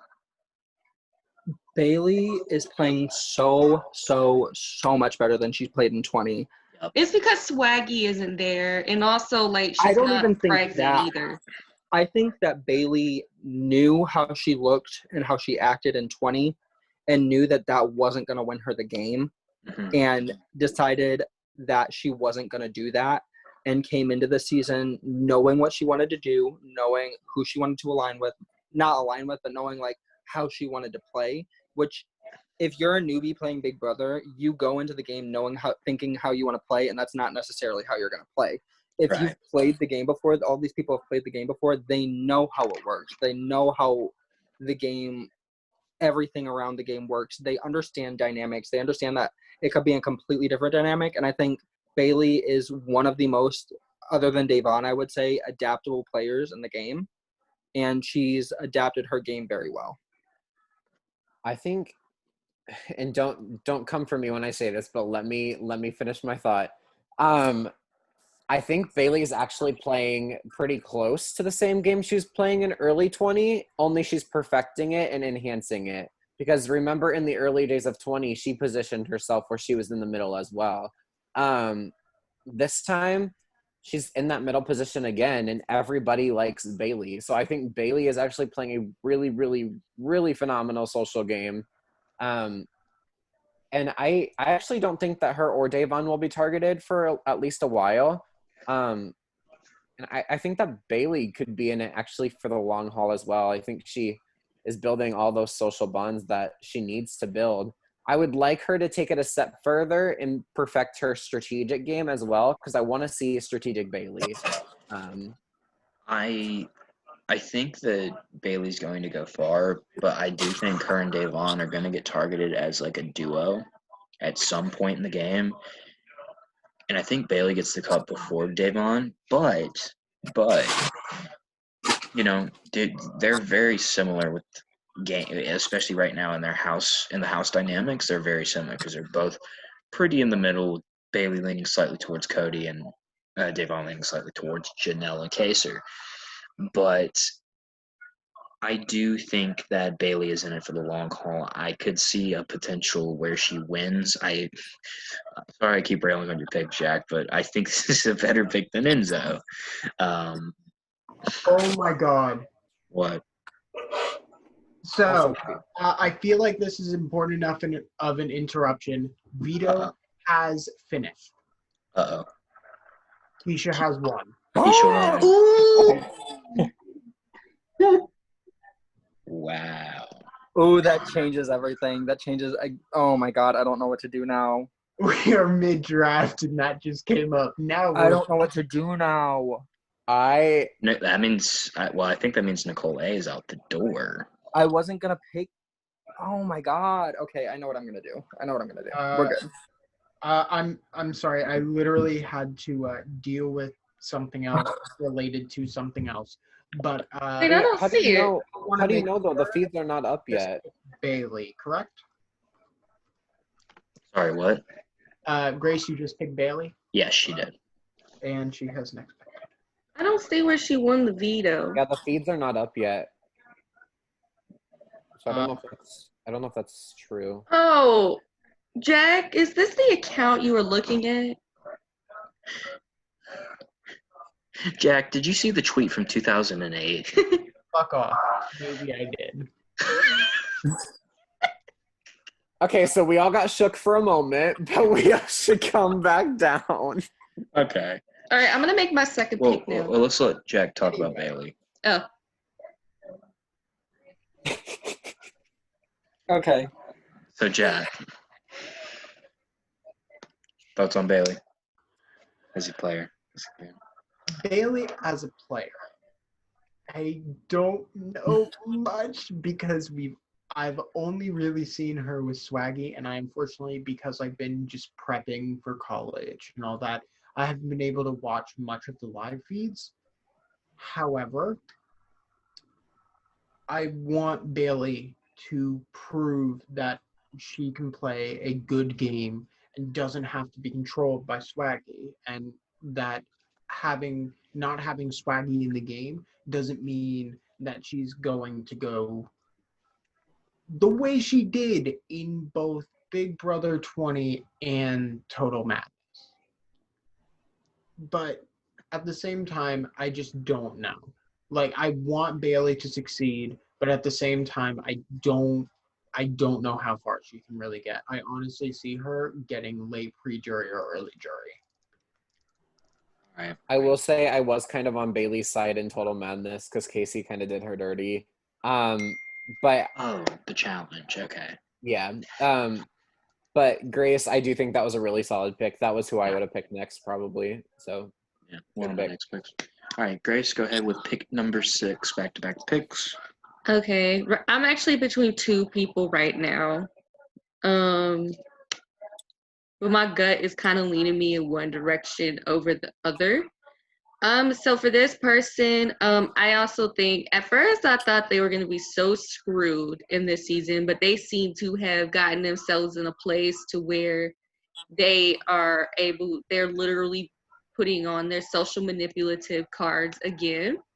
So that person is none other than ramen hair noodle boy Tyler Crispin. That was the person I was actually debating about picking number 1. Tyler, I think, I thought he was so screwed, but he kind of has the fact he made 4 Final 2 deals, and those people have no idea that he has those deals. And also, people were like, "We like Tyler, we want him on our side." Yeah. So, and that's why, I feel the people are they like him. He makes himself so likable, and he's strategic. On top of that he knows how to maneuver himself, and I think that's going to get him far, as people are going to keep wanting to keep working with him. Look, I'm not a big Tyler fan. I don't hate the guy, but I don't really care for him that much. He's kind of boring, in my opinion. But either way, he's a good game player. He just is. There's no doubt about that. He's good at the game. I was just about to say, you can dislike Tyler, you can say anything you want, but Tyler is really good at Big Brother. He's got a mist. It's not like I'm not comparing him to Dan, but his mist is very similar to Dan. Yeah. It's like a new age Dan. It's crazy. Like I also thought I didn't think he was super screwed like she did. I thought he was a little screwed though. Cody is more screwed. Cody should not be going home week 2. He should be there for a minute. Cody's probably is going to be targeted unless his allies win HOH. And Tyler's Kaser wants to work with Tyler. Like, if you got Kaser who wants someone from the other side to work with them, I mean, that's saying something because he wants sides. What does everyone else think of Tyler Crispin? I'm still really fucking mad at Jack right now about the Keisha thing. For a second. I'm pissed. I think that Tyler is definitely a good game player. I agree with the mist thing. However, I do think that his gameplay so far in the game will end up biting him because people know how he played the first time. People watched him, so they know what he's up to. He came in and kind of like Enzo, he's playing the exact same game, and I don't think people are going to let that slide. Maybe for now, I could see Tyler for sure making the jury, but I do not think that Tyler is going to win this game at all. However, like I said, I think he can make the jury. I think he can get decently far into the game, but I really don't think he can win per se. Just here's the thing. Honestly, I don't think there's that many people on this list of all-stars that can win. With just how the house dynamics are and everything, a lot of these people are going to have to go out for just one of these people that remains to win. There's a few people on this list that I think can win. Tyler's one of those people. I don't see some of these people. We'll get to them later in the draft, I'm sure. I just don't see some of these people winning. Everyone that's been picked so far, except for Enzo, I can see winning. So, and there's a couple more, and I'm hoping that they stay on the board for a long time. They probably won't, but I hope they do. I'm definitely about to take one of them right now. I figure. I want to hear what Jack has to say, though, about Tyler, and then we'll move on to Nick's pick at number 7.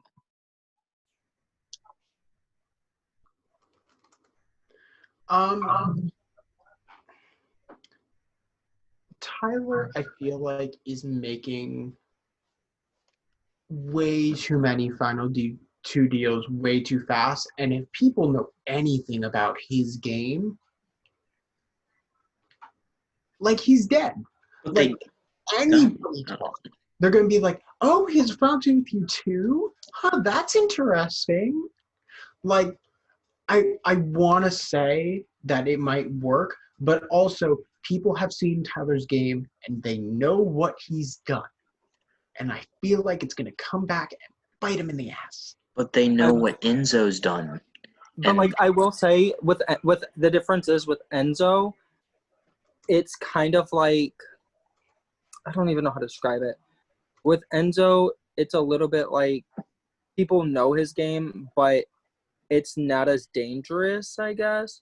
Sure. Because like that's something you can look at down the line. That's something you can do down the line. With Tyler, his is a little bit more dangerous because like Enzo doesn't do final twos per se.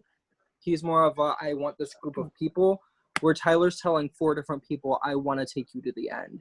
And I think the second that one of those people, like the second that Bailey goes to, who else did he make a final 2 with? Cody. The second Bailey talks to Cody and says, so yeah, I was talking with Tyler and we're really close. Oh, well, we're really close too.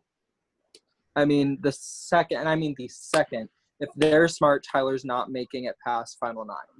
But the thing is, like, I saw a conversation that Tyler and Bailey had together. Tyler walks out of the room. Bailey's completely alone in the room. She's still smiling about whatever her and Tyler were talking about. She's been misted by him, and I think she really thinks that they're a 2 this time. And I think that Christmas thinks that. I think that Cody thinks that. And who's the 4th person? I always forget. I know there's a 4th person. Was it Enzo? No, I don't think so. I do actually think David's the 4th, but David. I actually think that David's Tyler. I do think that Tyler will remain loyal to Bailey. I over somebody like. In the long run, I think David. Sorry, we were just talking about David. I think Tyler will remain loyal to Bailey longer than he'll remain loyal to Cody, actually. Because I think he genuinely feels bad about screwing her over last time. I really do. Here's one thing about Tyler. He seems like a genuine guy, for the most part, when he's not like trying to play Big Brother. Mm-hmm. And he seemed like he did genuinely feel bad for what. I think she still got misted, but I think that it's he's going different. He's going to try to remain as loyal to her as he can. That's fair.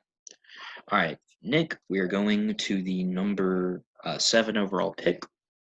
Go for it. I've debated this really, really hard, and I was looking at everybody left, and I think one of the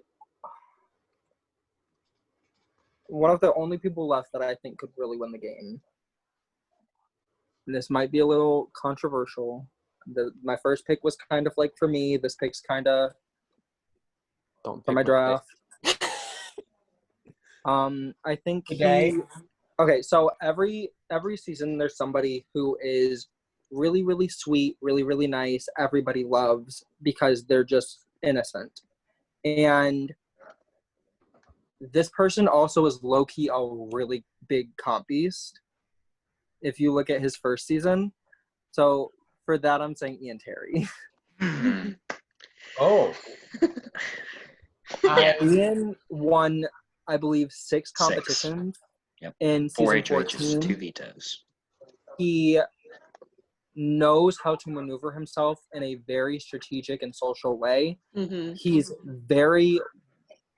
not well off right now in the game. I keep picking people that like are seen as like the minority, but I think Ian is in a very decent spot right now, and I think if he gains traction, which I'm almost 100% positive he will, he's going to go very far in the game, and he has a very big chance of winning.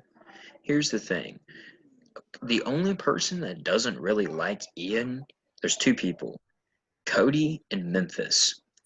Everyone else that Cody's talked to on his, because he's really only talked to the people on his side, have said, don't nominate Cody. Don't nominate Ian. We love Ian. Ian is so sweet. He's so kind. He's this, he's that.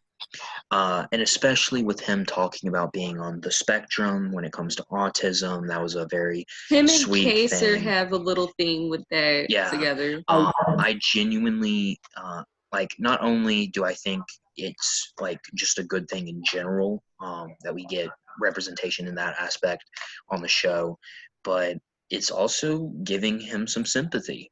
Like that is a thing. I do think sympathy, but like without being problematic, I think that like that fact to a lot of people, like the sympathy alone on top of like people's preconceived notions of it makes him less of a threat in their eyes. And I think that is a really huge mistake.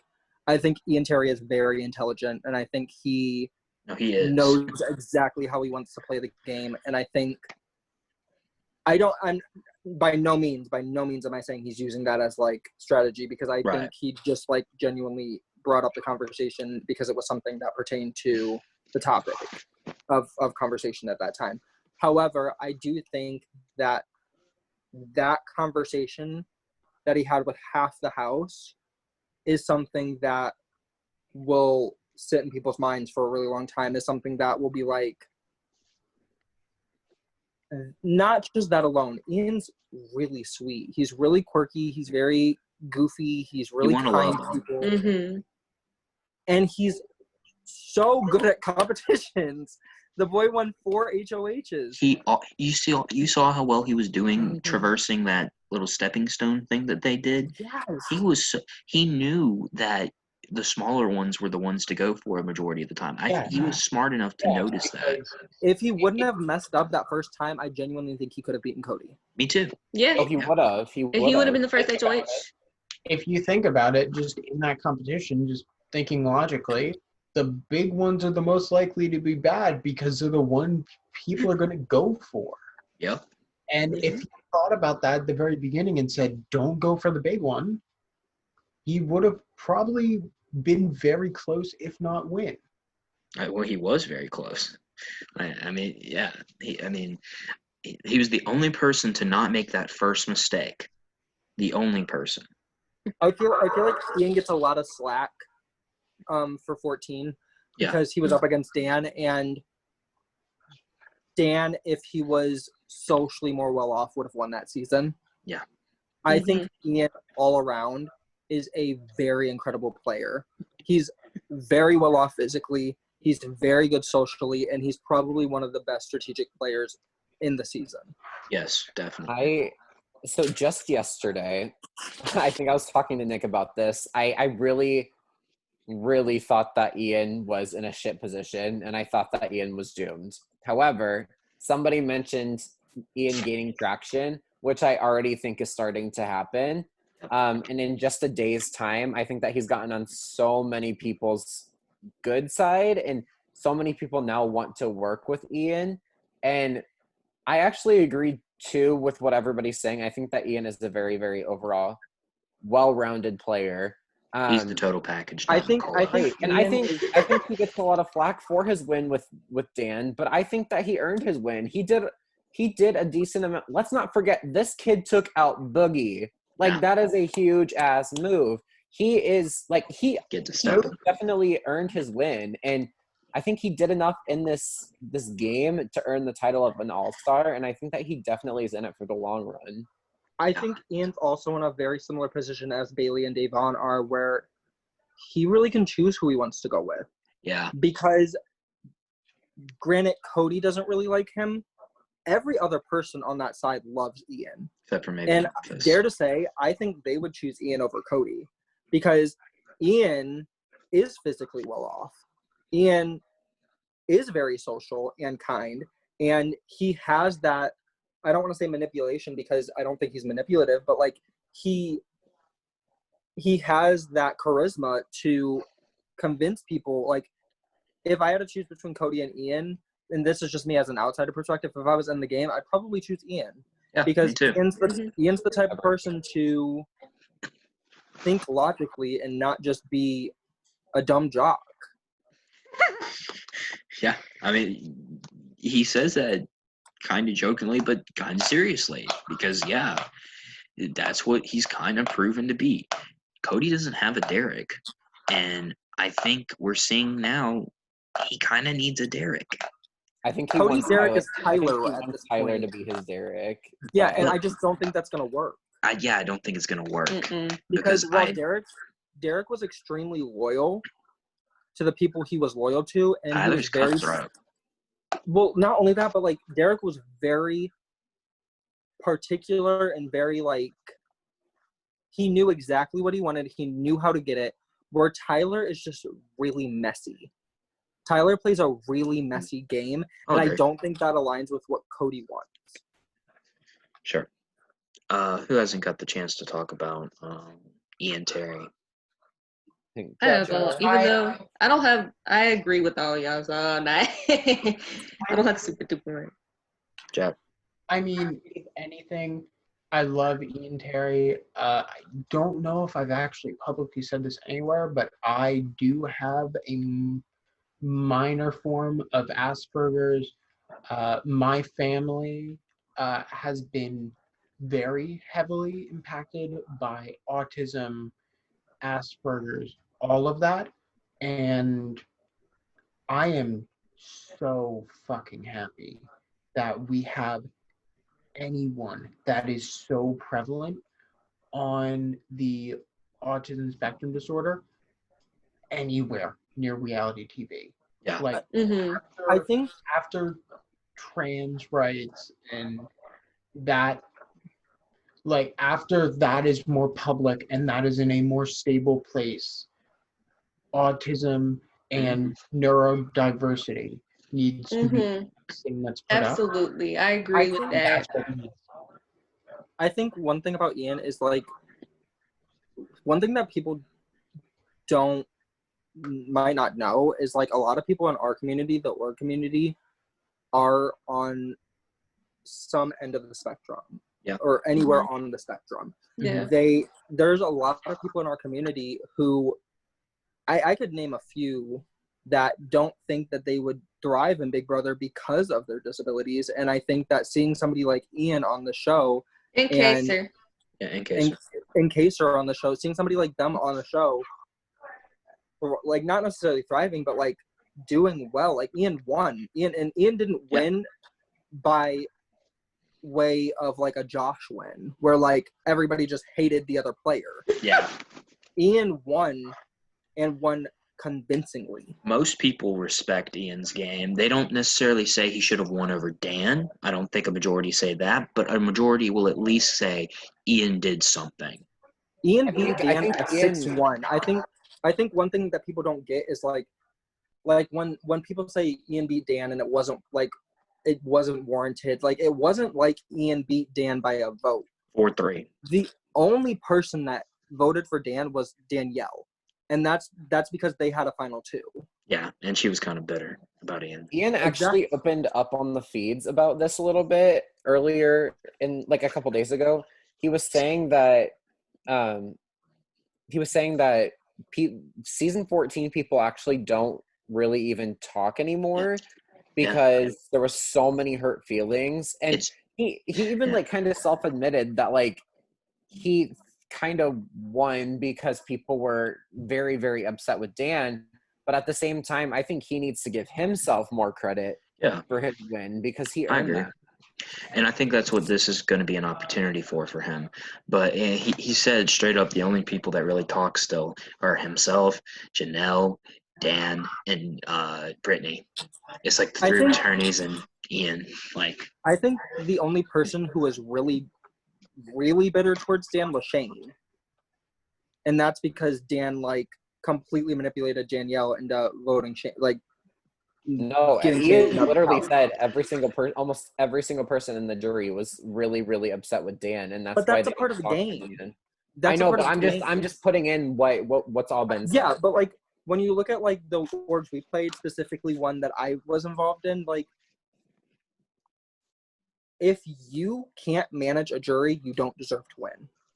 If you can't sit there and own that's one thing that Dan didn't do. He didn't own his game. He never admitted his faults. Ian, in that final 2, said everything that he did wrong, said every single thing that he wishes he would have done, X, Y, and Z, W, Q, R, A, whatever, did all of that, and won convincingly. It's not like I said, it's not like Ian won on a 3-4 or 4-3. Ian won 6-1, and there's a reason he did that. Sorry, I just really got the gif of Alex saying it's called jury management, and I started like laughing internally. It's called jury management. It is called jury management. All right, so we're going to move on to pick number 8, which will go to Jack. Ian Terry off the board at number 7. Who you picking, Jack? So he's picking Enzo again. I just want a team full of Enzos.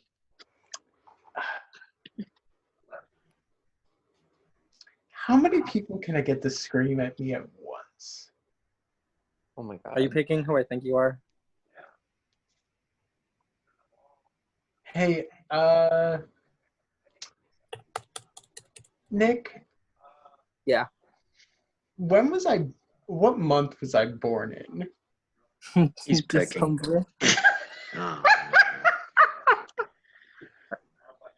I'm actually not mad at it. So I don't have any regrets at this point. Than Enzo. I mean, no, I'm picking Christmas. You're picking Wait, who who? are you picking? Christmas. Oh, that was actually my next pick. I'm kind of mad. I'm kind of bitter. This is the reason. Christmas had a decent social game, and we know that she is strong. I honestly think that if she lays low and does not put needless targets on herself, I can see her going far. And I can see her potentially winning. I can actually agree with that. The thing is that she hasn't, besides Cody being like, I don't like Christmas, there are people that were in there that were telling him, don't do that, don't do that, don't do that. We don't want her going. Yeah, and I think, and she's gone around the house and has had good conversations with people too, individually. she's doing decent. And she doesn't, and I think, and I said this the other, I think we're gonna, I was telling him about this the other day. I think we're gonna get a different version of her than we did in BB Night because one, she doesn't have the broken foot if she's not on pain meds, and then also we're gonna get Josh and Paul aren't there, and she is on a cast now. Like Christmas, I know she has a fierce competitive side in her, and now I think it's gonna be different because she's on a cast with people who are there to win the game and who are there for blood, not ones who are wanting to suck Paul's dick the whole time. Yeah. Last time she played, we got Christmas Eve. This time we got Christmas. So, like, I mean, that just needs to be said. However, once again, this is one thing that I'm really bent on. I think that in an All-Stars cast, I think the people that weren't respected in their first time, I'm sorry, I don't think there's any way that a certain few of these people can win the game unless they're there against each other. That's the only way I could see these people winning.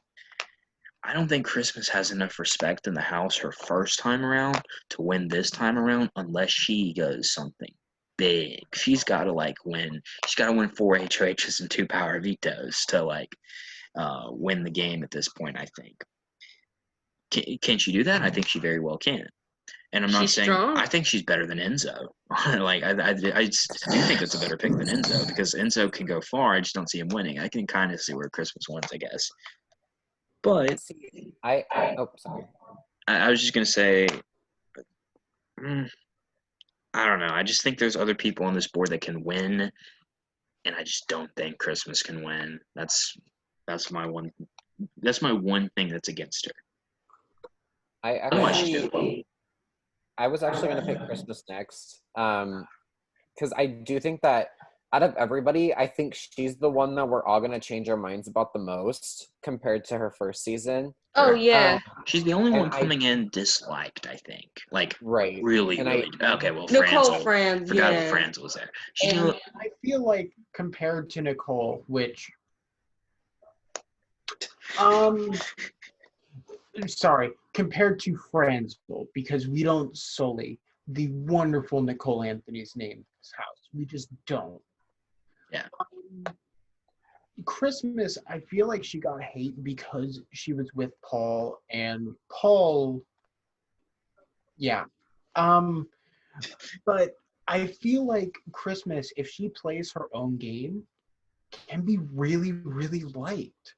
And I think right now, just because we're getting the early impressions of it's fucking Christmas again, we don't want her here. Sure. She's not an all-star at the moment. We need her to prove she's an all-star. She does have the potential to be an all-star. I agree with that. I do. This Christmas reminds me of the Christmas that we all met in the very beginning of 19 and we're all rooting for when she was first revealed. Yeah. And this is the Christmas I feel like we're now getting. I feel like she's making all those social bonds and connections, and people are actually vibing with her. I think she's, like I said, she's had a lot of individual conversations with people, and everyone hasn't disliked her except Cody. Yeah. I think the issue with Christmas in 19 was the Paul thing, and I think that it was such an issue, or it sucked so bad because I feel like in 19 she broke her ankle week 3, week 2. No, week 1. It was day 13. Week 1. Week 1 she broke her ankle. When you 1000% cannot compete physically, the only thing you can rely on other people around you. That's exactly what she said in her intro video. When I broke my ankle, won the running one, and then she won a trivia one game to a social game, and she proved she could play a fucking social game. So if she now has the physical component, I feel like if she gets someone that is strategic, she can beat them out in a competition at the end of the day and take home the win. And I feel like she will bring her strategy to this season. I feel like she will bring her strategic aspects to this season because I know she won. I do feel like she could be a really strong strategic player, but kind of like Jack said, she didn't get to show that because if she would have showed that, then she had no way to win the comps to protect herself unless they were obviously thrown to her. So I do agree with what Jack just kind of. All right, so moving on to pick number 9, which will go to Blake.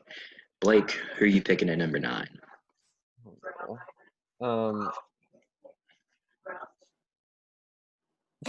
God.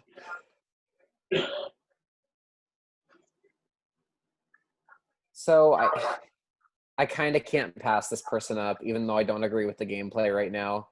Danny Donato, I gotta pick her. Yep. Okay. We all make. I do think that all make choices. I think she's gonna make it far. I do, because she is making all those social bonds that she needs to make right now, and people are coming up to her. She doesn't even have to go talk to people. People literally come up to her to talk to her. So Yeah. I think that that's a great place to be in the house. Do I think she's being a little catty right now? I do. Do I like her ratting out game and ratting out plan that she has? No. But is she in a good spot right now? Yeah. Yes. So Janelle likes her. I think she has potential to go far. And if I want her to put that ratting gameplay aside, because I do think that she could actually play a really, really strong game if she puts that aside. I have And the faith. good thing is that if the other side wins HOH, her allies are going to be targeted before her. Cody, Nicole. Which is crazy because, like, when you think of a Cody, when you think of a Nicole, like, they suck. Like, I don't mean to be rude, but they suck. And when you think of, like, Danielle fucking Donato, who turned on her alliance and got her alliance successfully all the way to, like, one of them to the end, who in season 8 had no fucking business being in the final 2 with her fucking dad. And what pisses me off is she gets no credit for everything that she did in that game. Yeah. She did, like, I think she did, the reason the jury didn't like her was because she played her and Dick's game instead of her own game, and they didn't like that, like, she didn't be herself, but, like, at the end of the day, that whole house hated her. So, like, the only other person she even had a chance of winning against was her dad. Yeah. I agree. And by the way, Jack, could you update the draft in the chat? Oh, yes. I just haven't hit enter. Yeah, you're good. All right. But going back to Danielle Donato, people like Janelle like her right now, and she's trusting her. She revealed a lot of information to her earlier today, which I was like, Janelle, no, please don't. She's a rat. But, like, Janelle can't hear me. I need to go with a megaphone to California and scream at it, and then maybe they'll be able to hear me. But Or I don't. Well, the thing is that Dick said that they've been friends for like 13 years. Janelle and Danny. Yeah, they are friends outside of this, but once again, I think both of them should realize that friendships. This is Big Brother. Like Nick said earlier, I can work with any of you guys, but if we don't gel in a game, or in most games in general, it's not gonna work out. It's kind of like me and Keaton. Like we just can't work together in games. Like we just can't. And so it always ends bad. And I think that could be the case in this. But Danny, Cody, for example, Cody, night 1, was talking about Danielle's a threat. What if I got Danielle out week 1? He was talking about nominating Danielle night 1. But Franzel was able to go in there and kind of work with her because, Franzel and Danielle Donato are also friends. They're pretty close friends, in fact. And Danielle herself is one of the few people that is going up to the HOH room. And she said Cody's keyword, big alliance. She went up there and was like, what if we made a big alliance? And Cody was like, yes, let's make a big alliance. He's been waiting for that all season long. He thought Enzo would do it. But since Enzo can't do it, he's trying to get Danielle to do it. And she went from being someone that Cody could target night 1 to day 3 being, other than Franzel, his closest ally, and maybe Tyler, his closest ally. I heard some interesting information today. I heard that apparently Nicole and Danny definitely pre-gamed, but I heard that they were actually like besties IRL, and that's why they're gelling so quick in the house, and that's why they're telling each other everything. They're really close. I haven't heard besties, but I've heard really close. Yeah. Yeah. She's looking at Twitter while the draft is going on. Picking for a while, and I just saw a funny tweet that Dick just said. But I think Danielle Donato is going to go far this season, and I think she has the rep to where if she makes it to the end, she's like, I'm Danielle Donato. She's up against an Enzo or a Christmas. I'm sorry, are you really going to cast your vote for Enzo or Christmas over Danielle Donato?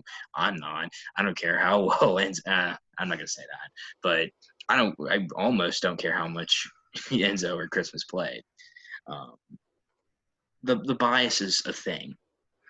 It just is, and Danielle has the ability to win. I just want to say Other this. thoughts? Hold on. No, this tweet is so funny. I got to share it. So, Evil Dick. So, Dan tweeted something, Daily Memphis check. How is he doing? And Evil Dick retweeted him and said, he's doing fine in the alliance you set up with Derek. Thanks for fucking this season up. Janelle Kaser and that chick who took your virginity, Keisha, thank you too. Oh. Good morning. So apparently there's a Russo rumor commented on that the pregame too. Keisha took Dan's virginity in BB10. Tiffany Russo also commented on the pre-gaming saying that it ruined shit, and that's how BB18 happened. Was like there was a lot of pre-gaming between the returnees, and it was just awful. And that's how Tiffany got targeted. Yeah, because they knew that Tiffany was in the game. If anything, sequester.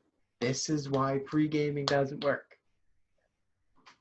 If you pre-game, then nothing makes sense. Don't give them phones while they're sequestered. Like, just don't. Like, take their phones when you put them in sequester. Like, I don't understand why they had their phones for 5 days. That's my thing. Why would you give them 5 days? Because Memphis got contacted a week beforehand. Dan would have had 2 days to pregame with him. 2 days. That's a hell of a lot less time than a week. I agree that the pre-gaming kind of is ruining the season. But I think enough is happening in the game to where when it comes day 7, day 8, even after the first eviction, it might mess up the first eviction, but I think after the first eviction, Oh yeah, I think pre-game is going to matter. It's going to die out. It's just early stuff. We're still on day 3 or day 4. Yeah. Some very early. Yeah, very early. Okay, so if no one has anything else to say about Danielle Donato, I'm going to move on to my back-to-back picks. Ooh. I feel like you're going to take mine, and I'm going to be irritated. You're always irritated, so it's all right. I hate to break it to you, but you're going to have a choice between 2 people. 3 people. 3 people. I'm going to have the 2 people choice. Oh, yeah. Yeah. These are my last 2 picks, so. But I feel like it's going to happen now. Grace, you're going to have a pick. You're going to be able to choose between 3 because 15 doesn't. It's 16, and that doesn't evenly go into 3 or whatever. No, I'm going to have 2 picks. We know you're not good at math, but she's going to have a choice between 2 people. Yeah, that's how that works. I watched a draft the other night. Okay, I know how this works. Oh, I'm flipping things around mentally. Me dumb. You're good. Look, I just can't pass up on the opportunity to take Kaser. I just can't. I'm sorry. He's one of my all-time favorite Big Brother players. He's the best reads. Like, okay. I thought that was going in a different direction. Oh no! Like, as a player, he's pretty bad. Don't get me wrong. I love him. I can't not love him, and he's got the best reads. He doesn't know what to do with them, but he has them. Yeah, I feel like Kaser's biggest downfall is like, I'm gonna bring it back to BB6 again. Kaser's biggest downfall is he gets the reads, he gives them to his alliance, and then he says nothing. Does nothing with them, doesn't talk to, like, talks to people, but not about the right things. Where, like, if you give those reads to somebody like Janelle or somebody like Danny or somebody like Ian, they're going to make moves. Whereas Kaser's just like, I'll be the martyr. See, but I do think it's different this season because he is going and telling people what his reads are and that aren't necessarily in his concrete alliance. Like he's told Janelle, but he's also went around and told other people as well, like what his He's told reads. Davon, he's told Bailey, he's told Ian, I believe. Danny. He did tell Dan. That's the one that scared me the most. He did tell Danny. That's the only one where I was like, you really want to tell Danny this? But then again, Janelle also, like, Janelle and Kaser think that they're good with Danny. And they're really not. They're really wrong on that. They misread that. That's probably Kaser's worst read, honestly, is that him and Danny are good. But, like, he knew that Cody was coming after him. That's why he played in the first comp. He saved Janelle because he knew if he didn't save Janelle, Janelle was going to go home. Like, I mean, this is more of a nostalgia pick for me. But I don't think it takes a rocket scientist to know that Janelle was going up week 1. I mean, I think Janelle even knew she was going up week 1. Like, especially in like a season like All-Stars where people are gonna play scared, you have 2 options. You go after the people who you think are the least deserving to be there, or you go after one of the people that you think is most deserving to be there. And Cody was looking to do that one. He had to backtrack and kind of do what he thought was the least, even though I completely disagree with Keisha or Kevin being 2 of the least deserving. In fact, they're probably 2 of the most underrated Big Brother contestants. He picked 2 of who he thought was least deserving that weren't on his side. Because he doesn't know who they are. Yeah, I mean, that's it. How do you not know who Keisha is? She has one of the biggest moments in Big Brother history. Like, anybody want cake? But like I said, picking Kaser for me is more of a nostalgia pick and just like he's still there. Like, I want him. Well, my next pick is going to be a little bit more concrete. It's going to be a little more like, this is who I think is going to win. I just had to have one of those, and I'm so happy he's still there. I'm glad he's on my team. I always want Kaser on my side. I want Kaser to make the jury so badly, but Me I too. don't think it's going to happen. No, however, there is a chance there's a path that maybe, because I mean, Danny still has not ratted out Kaser, so true. There is some hope that maybe Danny could be loyal to Kaser and Janelle at some point, although she has went and tried to get the target on Janelle at some points in time. She's trying to target Janelle, but I think if Janelle gets the axe first, I think Kaser's in it for a minute. I'm not going to say he's in it for the long haul because he likes to have sides. And he's going to get his opinion out there. I relate to him a lot, honestly. He's very strong-headed. You can have kind of deeper conversations with him. He likes talking strategy. Like, I mean, him and I really relate to him a lot. And I like the way he talks to people. As well. Huh? There's another way you can relate to him as well. How? He's never won. I've won. I won 13 bands, and that's all other games. That doesn't. We all know that doesn't count. Jack, unlike you, some people are successful at words. Fuck off. Either way. Yeah. Even I was able to win a very bad game. But either way, does anyone else have anything to say about Kaser before I go on to my third and final pick? And this one's going to be... No, I don't have anything. I think I know who you're picking. To us, I'm curious. I'm actually really curious. I don't know who I'm going to pick out of this because I have the more than likely the first boot, the backup option if this person isn't the first boot. I've got one of the worst players in the game at the moment. I've got the second worst player in the game at the moment. I've got someone who has played one day in the house, and then I've got Memphis.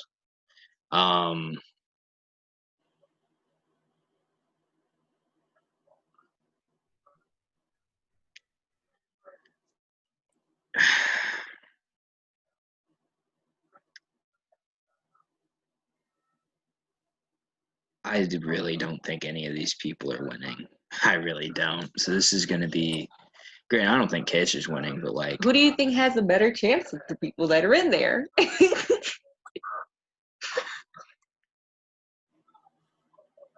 None of the above.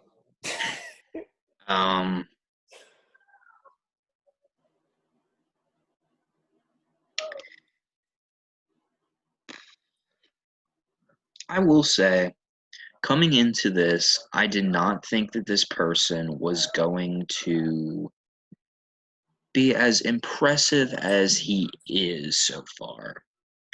So with that, I'm going to pick Memphis Garrett. Fuck off!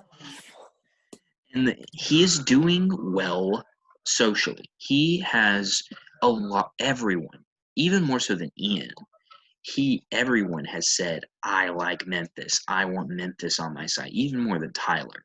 Like, people at least understand that Tyler's a threat. No one's looking at Memphis and being like, oh, look at Memphis. They want to get rid of Keisha to get Memphis on their side. Like, that's the entire reasoning why they want, and that they don't know who she is. But other than that, it's to get Memphis on their side. Do I think he has the credibility to win? No. Do I think anyone else on the board has the credibility to win? One or two. But like, it's very small. Like, and there's 3 people that's on here that have 0 shot of winning. 0. So then I knew I wasn't picking any of them. It was really between the first boot and the potential first boot. Like, that's it. And Memphis, and I'm going with Memphis because I don't think he has any chance of going home week 1, whereas 2 people do, and the other 3 are just not winning. So, what do you guys think about the Memphis pick? He was actually the other person I was deciding between him and Tyler. 11. But my gut was telling me Tyler, though. I wanted to pick Memphis because, for the simple fact that if Keisha goes home this week, then he doesn't really have any attachment to any other players in the game, which kind of doesn't make him a free agent, but kind of makes it look like he's a free agent, which could potentially allow him to go far in this game. I mean, I love Memphis. He's just like, he's bonded so well with everyone. But at this point, at least from what I've seen, he's remained way, and when I say way, I mean way too quiet. See, I actually disagree. I think Memphis has made a lot of bonds so far, and I think he's been decently social with people. I think that Memphis is actually in a really good spot moving forward. I think he stands a really good shot at going the distance in the game. Can he win? Probably not. But I think out of the people left, that was a really solid pick on Alex's part. That was my next pick. Because the people left are not that great. All the rest of them are very doubtful unless something major occurs. Right. Can we do a thing where, like, if we have the first boot on our draft, we get whoever's not drafted? I mean, the person that more than likely, the 2 people that are not getting drafted are we're not going to talk about it because that influences the game. That influences the draft. Yeah. I asked a question. Well, I mean, the one person not getting drafted is probably going home first, unless somebody decides to choose that person. Yeah. I mean, I choose them over. I guess unless anyone else is deciding between the 2 first boots and Memphis. Like, I mean, I'm sorry, I don't think any of those other three have any shot at winning this game. Mm-hmm. Whereas, at least if those people get past week 1, they can win. Yes, let's do the thing where if whoever goes home first, they get the undrafted player. So that allows them to be in the game, in the draft. Mm-hmm. So unless that person is the first boot, then yeah, it goes kaput. And with that being said, Blake, go ahead and make your selection. Oh my god. I feel confident enough of my choices. You took you stealing people's picks. Yeah, my choices aren't that great. I don't. The rest of our choices aren't that great. Let's be honest. Yeah. I feel like we all got our second picks, and after that was like,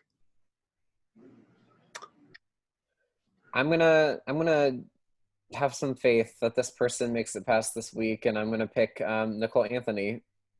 Okay. Because I think that if she does make it past this week, she's in a pretty decent spot. I think a lot of people really like her. Besides the caddy, Nicole Franzel, who just, her ego is over her head and wants to be the only Nicole.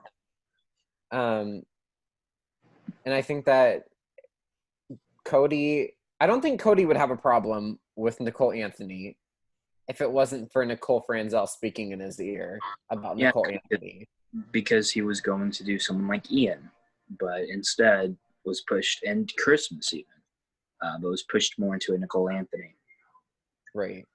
And because Nicole Franzel is jealous. I do. I think Nicole Franzel's ego is so high because she's even said that she feels like she's the only Nicole that should be there. mm-hmm. No.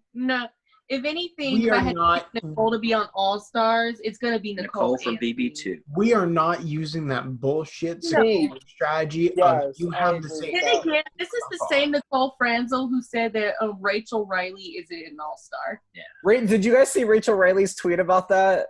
Yes. It was so. So good. We were walking around, and when I saw that, I showed him, and he died. That's funny. That's so funny. The other day. But going back to Nicole Anthony, I think it's a solid selection. One of the people I was going through in my head, and I was like, I mean, my only problem with her is that she might not survive week 1. I do think she's kind of an easy person to throw up on the block. That's my only issue with her, because if you throw Nicole Anthony on the block, she's not going to she's going to kind of take it. Whereas if you throw up Franzel or Danny on the block, they're going to go ballistic. Or Janelle, they're going to go ballistic. They're going to cause some shit. They're going to start shit. They're going to do something about it. Case or two. Nicole Anthony's not going to do that. That's the one thing with her. That's my one issue. I even think Memphis would do something. She's just, I love her. She's amazing. She's awesome. Love Nicole Anthony. But she's just not cutthroat enough. I have a problem with players being too cutthroat sometimes. To me, she's not cutthroat enough. She's like the sweet little rainbow child. Yeah, exactly. She's me. Does anyone else have anything to say on Nicole Anthony? I love Nicole. You better survive. If Nicole Franzel gets out, then I'm gonna smack her. If Nicole Anthony is the first boot of this game, I am going to find these people and personally kill them, because Nicole is my favorite person in there. And it's just because of recency bias and everything like that. But at the same time, I just love Nicole. She's literally the sweetest person, and she does not deserve first boot. The threat that Jack makes does not reflect the views of the Power of Podcast. Just putting that out there. I don't think we need to clarify that I would kill anyone. I'm kidding, Jack. Just the thing. maybe. I guess for Also, logical reasons. Nicole Anthony and Janelle's mocking. What happened? You cut out, Blake. All right. Nicole Anthony and Janelle's mocking of past house guests and current house guests are so funny. They literally, Janelle is so good on the feeds, and Nicole Anthony is actually like really in a bunch of those conversations as well. So if Nicole Anthony can just make it past this week, I think she's in a good position. It's just she got the short end of the stick. Right. And if she goes home, I will legitimately be pissed. I'm already So we're pissed just if Keisha clarifying, you're goes not going to home, murder anybody? Okay, shut up. All right, so let's move on. Unless anyone else has anything they want to say about Nicole Anthony. I don't. Okay, we'll move on to pick number 13, which goes to Jack.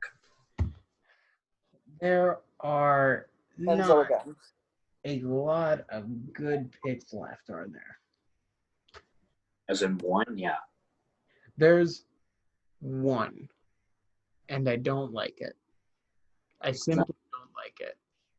That's not who I'm referring to. No. Go ahead. Oh. Really?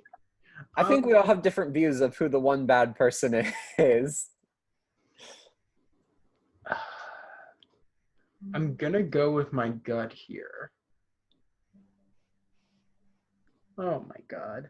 I don't want to pick any of these people because I've seen just over the week, all of them were horrible for different reasons. And I honestly see all four of these people getting pre-jury. But, I mean, if I have to pick, I'm gonna say David.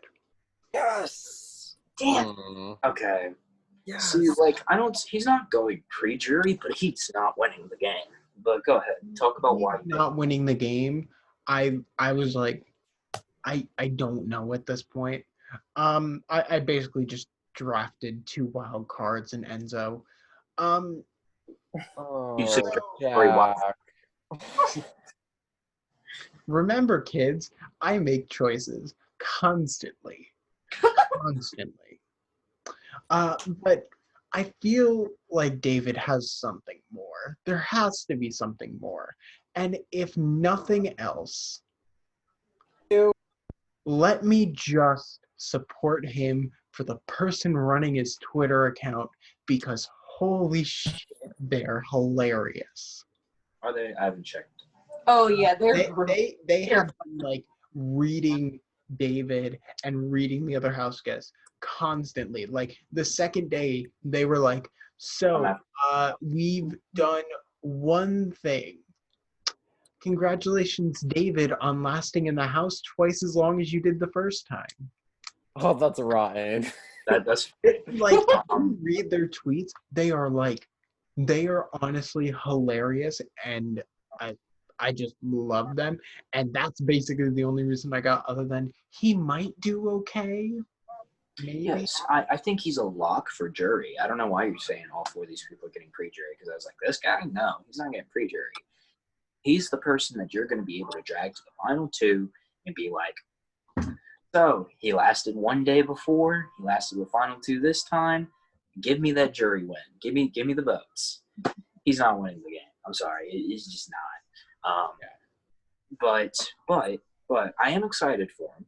For one, he's playing the dumb strategy. However, I think he's playing it very bad.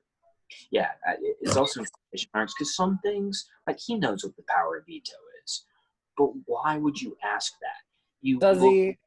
So Yes. I just want to say, like, y'all might think that David's like bad. David's the only player in that house to never be nominated. Or evicted. David's got 0 votes to his name. Yeah, Ian has never Ian been has evicted. never been evicted too, so one of two, but still. He's the only one that has 0 votes to his name. Alongside Ian. I hate everything. But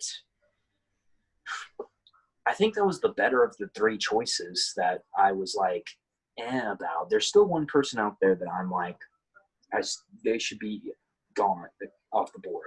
Watch Nick take them. Okay. I wouldn't be surprised if they did. But David, look, I really want him to do well. I think he'll do well. I don't think he wins the game. I think people are going to look at him and be like, he's too out of it.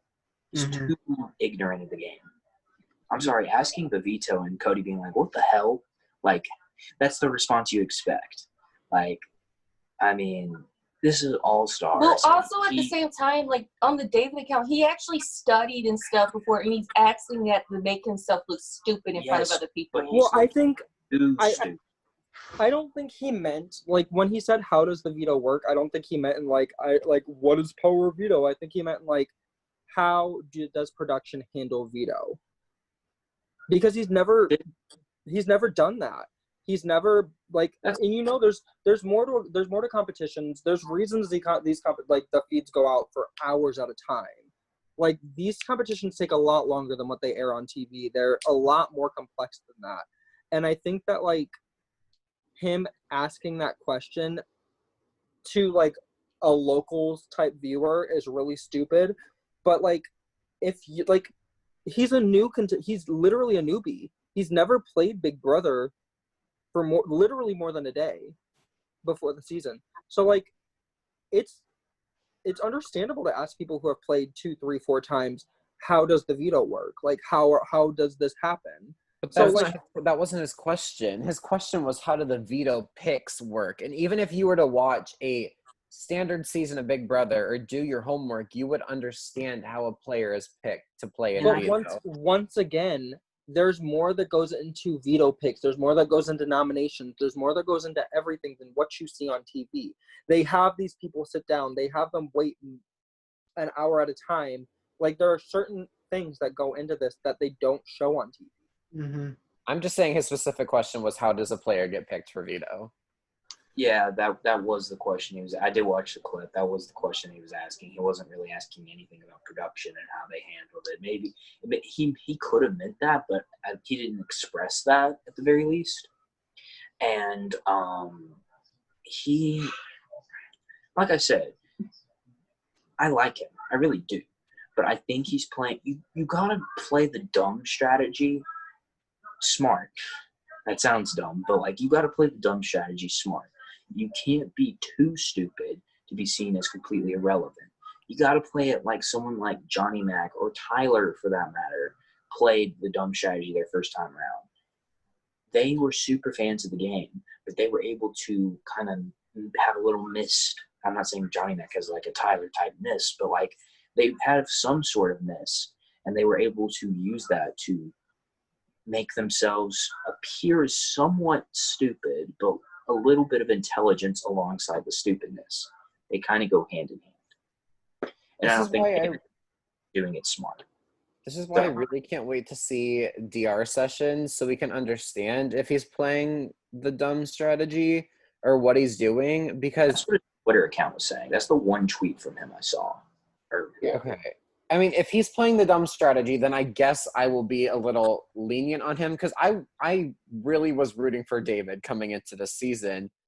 Me too. I even told Nick that I feel like David could win this game because I feel like he would be so underrated, I guess you could say.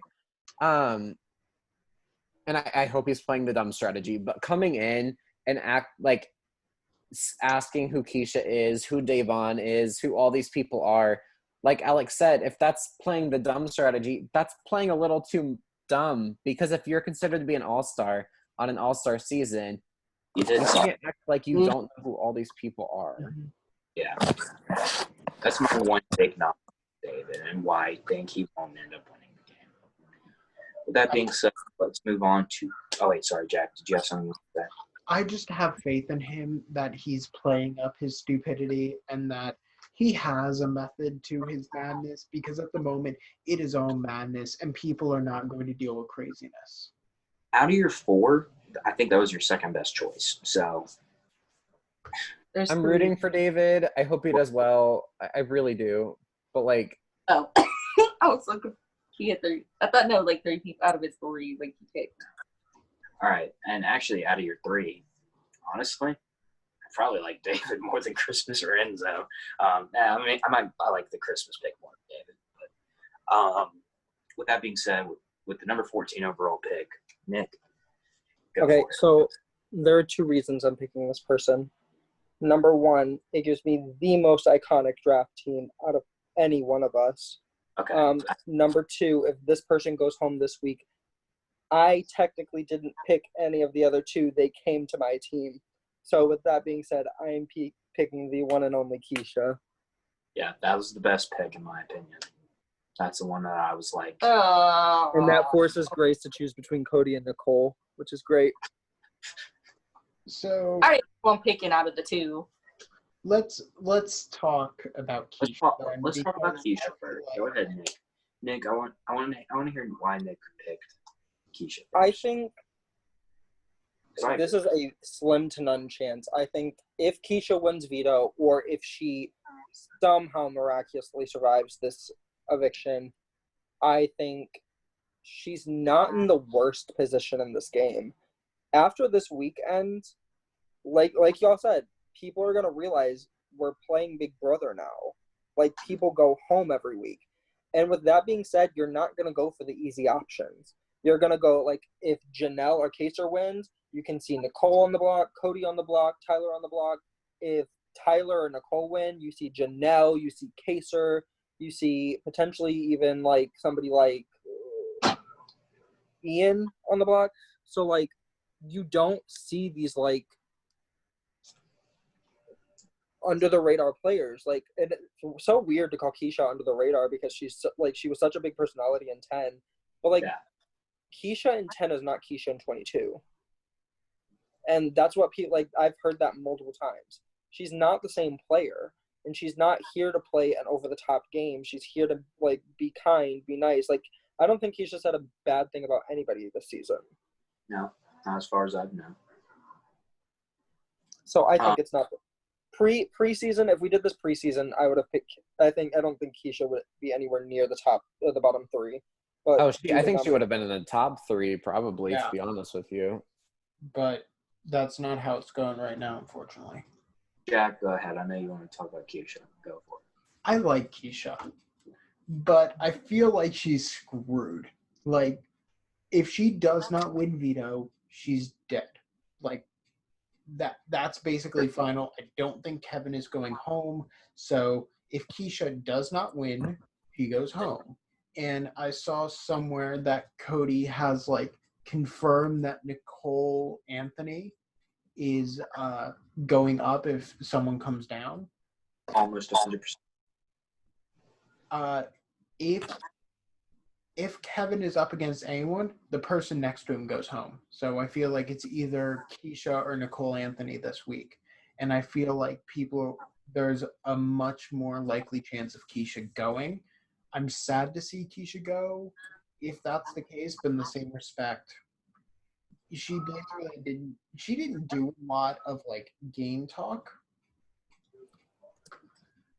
But to me, like, and a lot of people were saying this in the premiere episode, and people have been saying it. People think she like seems out of her element in that house right now, and doesn't seem to be playing as good as she can. I feel like the least amount of people know who she and Memphis are. For some reason, I don't know why you wouldn't go back and see Big Brother 10, but like I feel like more people know Janelle and Kaser than they know. And a lot of some of these people were recruits, and production for some reason has an obsession with showing them BB16 and BB18 and BB19, which are nasty seasons. Yeah, but so Cody played BB16. Like, I mean, they probably showed them BB15. Actually, he claims to be a fan, but he hasn't seen Big Brother 10. Okay, I see you, Cody. Keisha, I don't know if she's going to survive the week. In fact, I highly doubt it unless she gets this veto. But compared to Cody and Nicole Franzel, I'm taking Keisha. I'm sorry. Like, I mean, I think that's the smart pick there. I feel like Memphis and maybe Nicole A were like the last two like people on the list, and then Keisha, like, and then you have like the bottom people. And I don't know. If Keisha survives this week, she goes under the radar. She makes it far. Mm-hmm. And I think she can win the game. I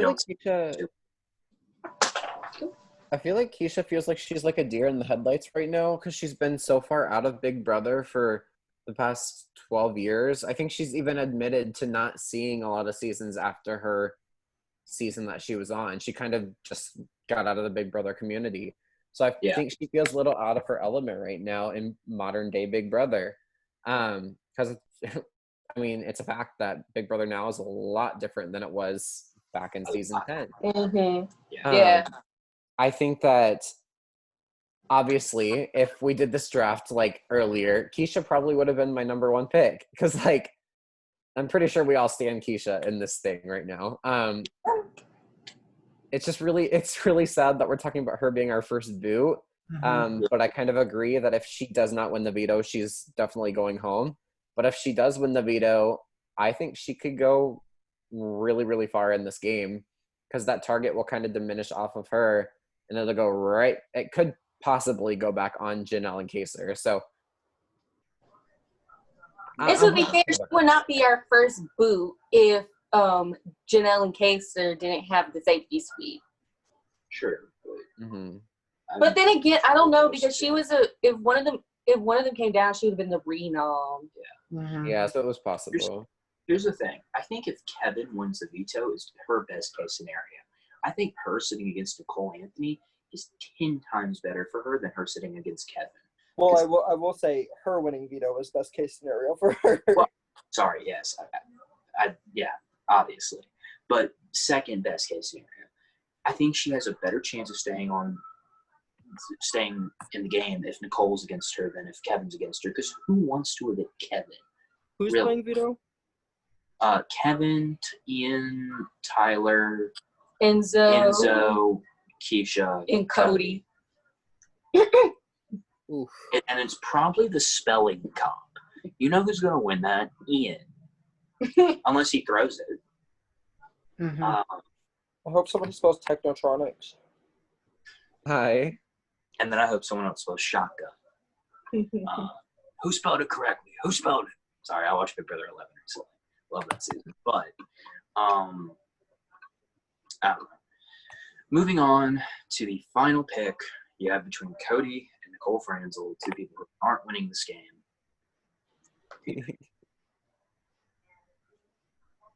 Can I pick or? No. Right. I'm gonna pick the one who I think is gonna go farther out of the two. I'm picking the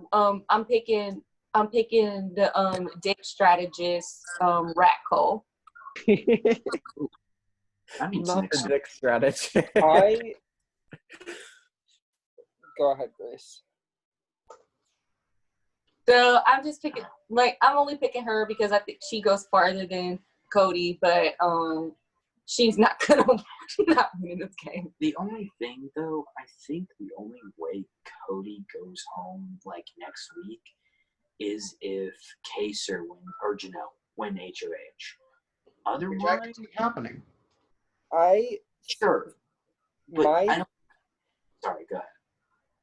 My thing is, if Cody and Nicole are on the block together, who's more likely to win veto? Cody. Exactly. So that's why I personally would have picked Cody, and that's why if Keisha goes home, I'm kind of glad I have Cody and not Nicole, because everybody when I say everybody, I mean every single person on this cast knows how much of a fucking rat Nicole is, and knows that at the end of the day, if it comes down between Nicole and basically anybody on this cast, I'd evict Nicole. Yeah. Yep. Yeah, I agree 100%. I don't really think there's not much I can say about Nicole Franzel because Grace's draft really said rat queen. See, I don't know if I think even if Kaser and Janelle win the next HOH, I don't know how long this safety suite thing will last. I don't know if it switches to a next power, like another power next week for a secret room. 3 weeks. So you can do the safety suite for 3 rooms, or does it switch to a new room next week? No, it's safety suite for this week, next week, and the next week. So, Okay. Everyone has one VIP pass for it. And I think I do think that Nicole and Cody will compete next week if somebody like Janelle or Kaser win, and they'll probably give safety to the other person. So I don't necessarily know if I would see them going home next week. I don't know. Cole's closer to Danny, and Cody's closer to Tyler or Enzo or Memphis, or like, because they don't want to associate with each other because people have already been putting one and one together that they're together. Kaser said it to almost every single person in the house at this point. Janelle literally said to Kaser today, I think we need to lay low. And Kaser literally went, how? And Janelle said, I don't fucking know. I'm in a big ass star costume. Yeah, I don't think it's looking good for Nicole, especially because all the bad rumors are starting to come into the house about her as well. So, yeah. Yeah, people are starting to talk. I do not see her lasting long. At least I wanted to put, I did consider making my draft a joke draft, and I guess is it kind of a joke draft now. Who's all on here? Bailey, Tyler. I mean, Tyler's a pretty good choice for sure. Yeah, I think Bailey's a good choice. A really good choice. Bailey and Tyler, I think, are both good choices. Yeah, I think you actually have a really good team. I think there's one joke draft on this Jack. podcast, and it's Jackson Walters. As Jack starts painting the clown makeup on his face. Where's the fucking foundation? I think everybody else has a person who like definitely can win the game. Yeah. I think Jack drafted 2 people who could go far in the game, and 1 person who I see getting like early jury boot. I honestly try. I have faith, and when we come back to this podcast, Oh, it's back. Feed you back. What? I think It's Enzo could. right when the draft's done. So when Enzo won veto. Enzo, okay. Well, hey, look, he won a competition. That's more than he did all throughout Big Brother 12. So good for him. He's not using it though. Yeah, he's not going to use it. which means Keisha is definitely damned. Which means congratulations. Congratulations, Nick. You've received Cody Calafury on your team. Hey, Keisha's Us, not on the Cody. game. Don't fucking say that to me. I don't have Cody yet. You have Cody. Keisha's still in that house. I don't have Cody until she walks out the door. Can we just talk about this tragedy that we're about to get? Oh my god. Let's talk about Cody, then we'll talk quickly about Enzo with veto, and then we got to head off the podcast. So, because I only have an hour left that I can hang out with her before I got to get up in the morning. So let's end this pretty quickly. So Cody Calafury, who wants to start? I have Jock, nothing to say who about is him. not playing smart. I think we kind of got everything we needed to say about Cody because he's HOH earlier in the podcast. I think that he's playing too hard and he doesn't have the social or strategic capabilities to back it up. That's the one thing I disagree. I think he's not. Well, I know you explained it earlier, but I think he's not playing hard enough socially and strategically, too hard physically. Yeah, it's just not a bad combination. It's a bad look. He's going to go home pretty early before time. Before the season, I would have said you're crazy had you told me Cody is going to go home before Tyler. But now, with this bad of this, like this isn't quite Cody Nixon bad for HOH, but it's close. It's really close. I'm trying to think of another person to compare it to that had a really bad first HOH. Maybe Devin Shepard. Did he win first HOH? Yeah, he did, I think. Yeah, I feel like that was... But he took Joey out, though. Oh, wow. He took out one of the weakest players in the game. And basically almost blew up his own social game at the same time. When he had safety, which is kind of what Cody's doing.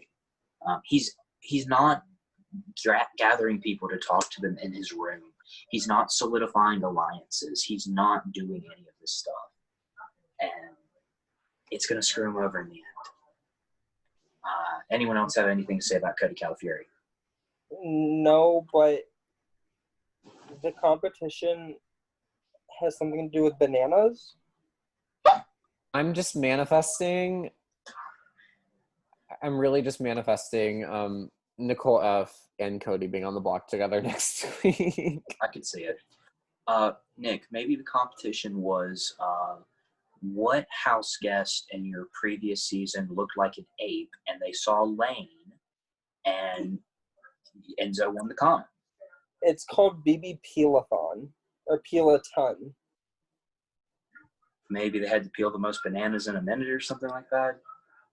The only thing I could think of that would be like that is like the OTEV comp. Like they had to peel bananas and the bananas had like names on them, or they had to look for bananas with names. I don't know. I think they're using OTEV week 1 though. No, they're I hope not. I hope No not. way. All right, so quickly let's talk about Enzo winning veto. he's not using it. I don't think, unless Cody wants him to. I think he's going to do whatever Cody tells him, and Cody's going to do whatever Danny or Nicole Franzel tells him. So, Okay, so now I'm feeling more confident about my Nicole Anthony pick. that's fair. But yeah, I don't think veto's getting used, and we're sadly probably going to be saying goodbye to Keisha. And that sucks, that we're going to be saying goodbye to Keisha because Cody is not smart enough to watch Big Brother 10. But, it is what it is. And we still have 15 All-Stars. I'm more confident about this cast as I've seen it play out than I was coming into it, to be honest with you. Some people have kind of disappointed me in the way that they're playing the game. But just because Danielle's not playing the way that we want her to play does not mean she's playing a bad game. She's playing Nicole's game better than Nicole is. Like Nicole Franzel is. So And Danny's doing it on a more strategic side. She's not doing it because she hates women like Nicole does. That's true. That's true. Like, Danny still wants to work with people like Davon and whatnot. Well, Franzel today was like, I don't know about Davon, kind of like, wavering on her, but like, wasn't going to target her, but like, was, once again, she's so sketched out by women. I don't understand. It's always women. Every time. It's never a man that she's ever sketched out by. She literally said, I'm going to create a women's alliance. And Cody, I'm going to come to you with everything that they say and everything that they do. Like, you can't tell me that she wants to create a women's alliance just to destroy it. And she doesn't hate women. But in the same breath before that, she said she was disgusted by the way she played in BB18. She can't look back and watch that anymore. And she wants to try to change her gameplay for this season, yet she goes back and plays the same. She's not doing any changing. No, you want to know my favorite thing, too? The fact, so Tyler and Angela, before Tyler got put in sequester, they did a video with Tyler got the call to be on this season, and they did a video together. And, well, no, it wasn't. I know Angela did a IG live with Haley and was like, Tyler was upset fans were perceiving him as manipulative and yada, and he was playing socially like, and he just came off very manipulative, and he didn't like that people were seeing him that way. And I'm like, okay, maybe, and he wanted to play a more honest game, and I'm like, okay, maybe Tyler, I want to play a more honest game. Also, Tyler, 24 hours in the house. I have 4 Final 2 deals. Yeah, it's this season, I feel like this season's going to be a lot of past mistakes being made, and a lot of missed opportunities as well. Because people aren't playing the game week 1 that should be playing the game week 1, and people are overplaying the game week 1 that don't need to be overplaying the game week 1. I really think that's how it is. And they're overplaying certain aspects of their games that they shouldn't, and they're underplaying aspects that they should. Like, people like Ian and Davon are, like, in the best position, and Bailey are in the best position right now because they're just playing to their strengths. Ian's a quirky, likable guy. Davon's just likable in general. Like, she doesn't even have quirk to her. She's just likable. You want to, like, talk to her. Bailey is very similar in that aspect, and she's a nice person to, like, talk game with, because she will add, she kind of does the Andy Herron thing where she adds a little bit of game herself, but she listens a majority of the time and gives a little bits of information so she can get more. And I really like that in a player. And Bailey, at least this season, I didn't watch feeds for 20, so I can't say how she played in 20, but she's doing it this season, and I like it. That's why I was good. I was like, really like the Bailey pick at 5. Oh yeah, I would know. I was like, I want Bailey. And Especially with her and if her and Davon have this duo, like I said, I see them running this game. does anyone have any final thoughts before we head out? No, nothing. All right. Well, I want to thank you guys so much for watching. If you liked it, make sure you hit that like button. Make sure you hit subscribe if you haven't already, and make sure you hit the notification bell so you don't ever miss an upload by The Disney Nerd. Also, make sure that you follow me on Twitter at The Disney Nerd YT if you want to keep getting updates for all of the Big Brother stuff going on this season and politics and other things that I am interested in. I do a lot of stuff there. We're going to be expanding this very soon. I've just been a little busy this past few days, and also my org, The Wish Season 2, it's starting up tomorrow. Very excited about it. So yeah, we have a great cast. We're gonna have some fun. So thank you guys. And also follow us. I just opened it. Follow us. Well, I put it on Anchor, but we now have Spotify. Please look for Power of Podcast on Spotify if you can't find it, because I couldn't find it in the search and results. Look up my name, which is Grace Radovich, Radovich. And if you do that, then you'll find the channel that I created. We'll put it in the link. Yeah, we're not gonna. Y'all not gonna spell my last name. We'll put it in the link in the description. All right. Yeah. So thank you guys. Does anyone else have anything they want to plug before we go? I mean, I have a Twitter. Do you want it? No. Put it in the link. My Twitter is Jackson Walsh 931. I am just a fucking dumbass bitch. So, if you ever need someone to just laugh at on Twitter, hi, hello, I'm here. Also, I'm moving into college, so it might become a little bit more active. Yay. All right. Well, thank you guys so much for watching, and I'll see you guys in the next video. Bye. Bye-bye. Turn the recording. So go in there and turn the recording off. We love it. We love the messy.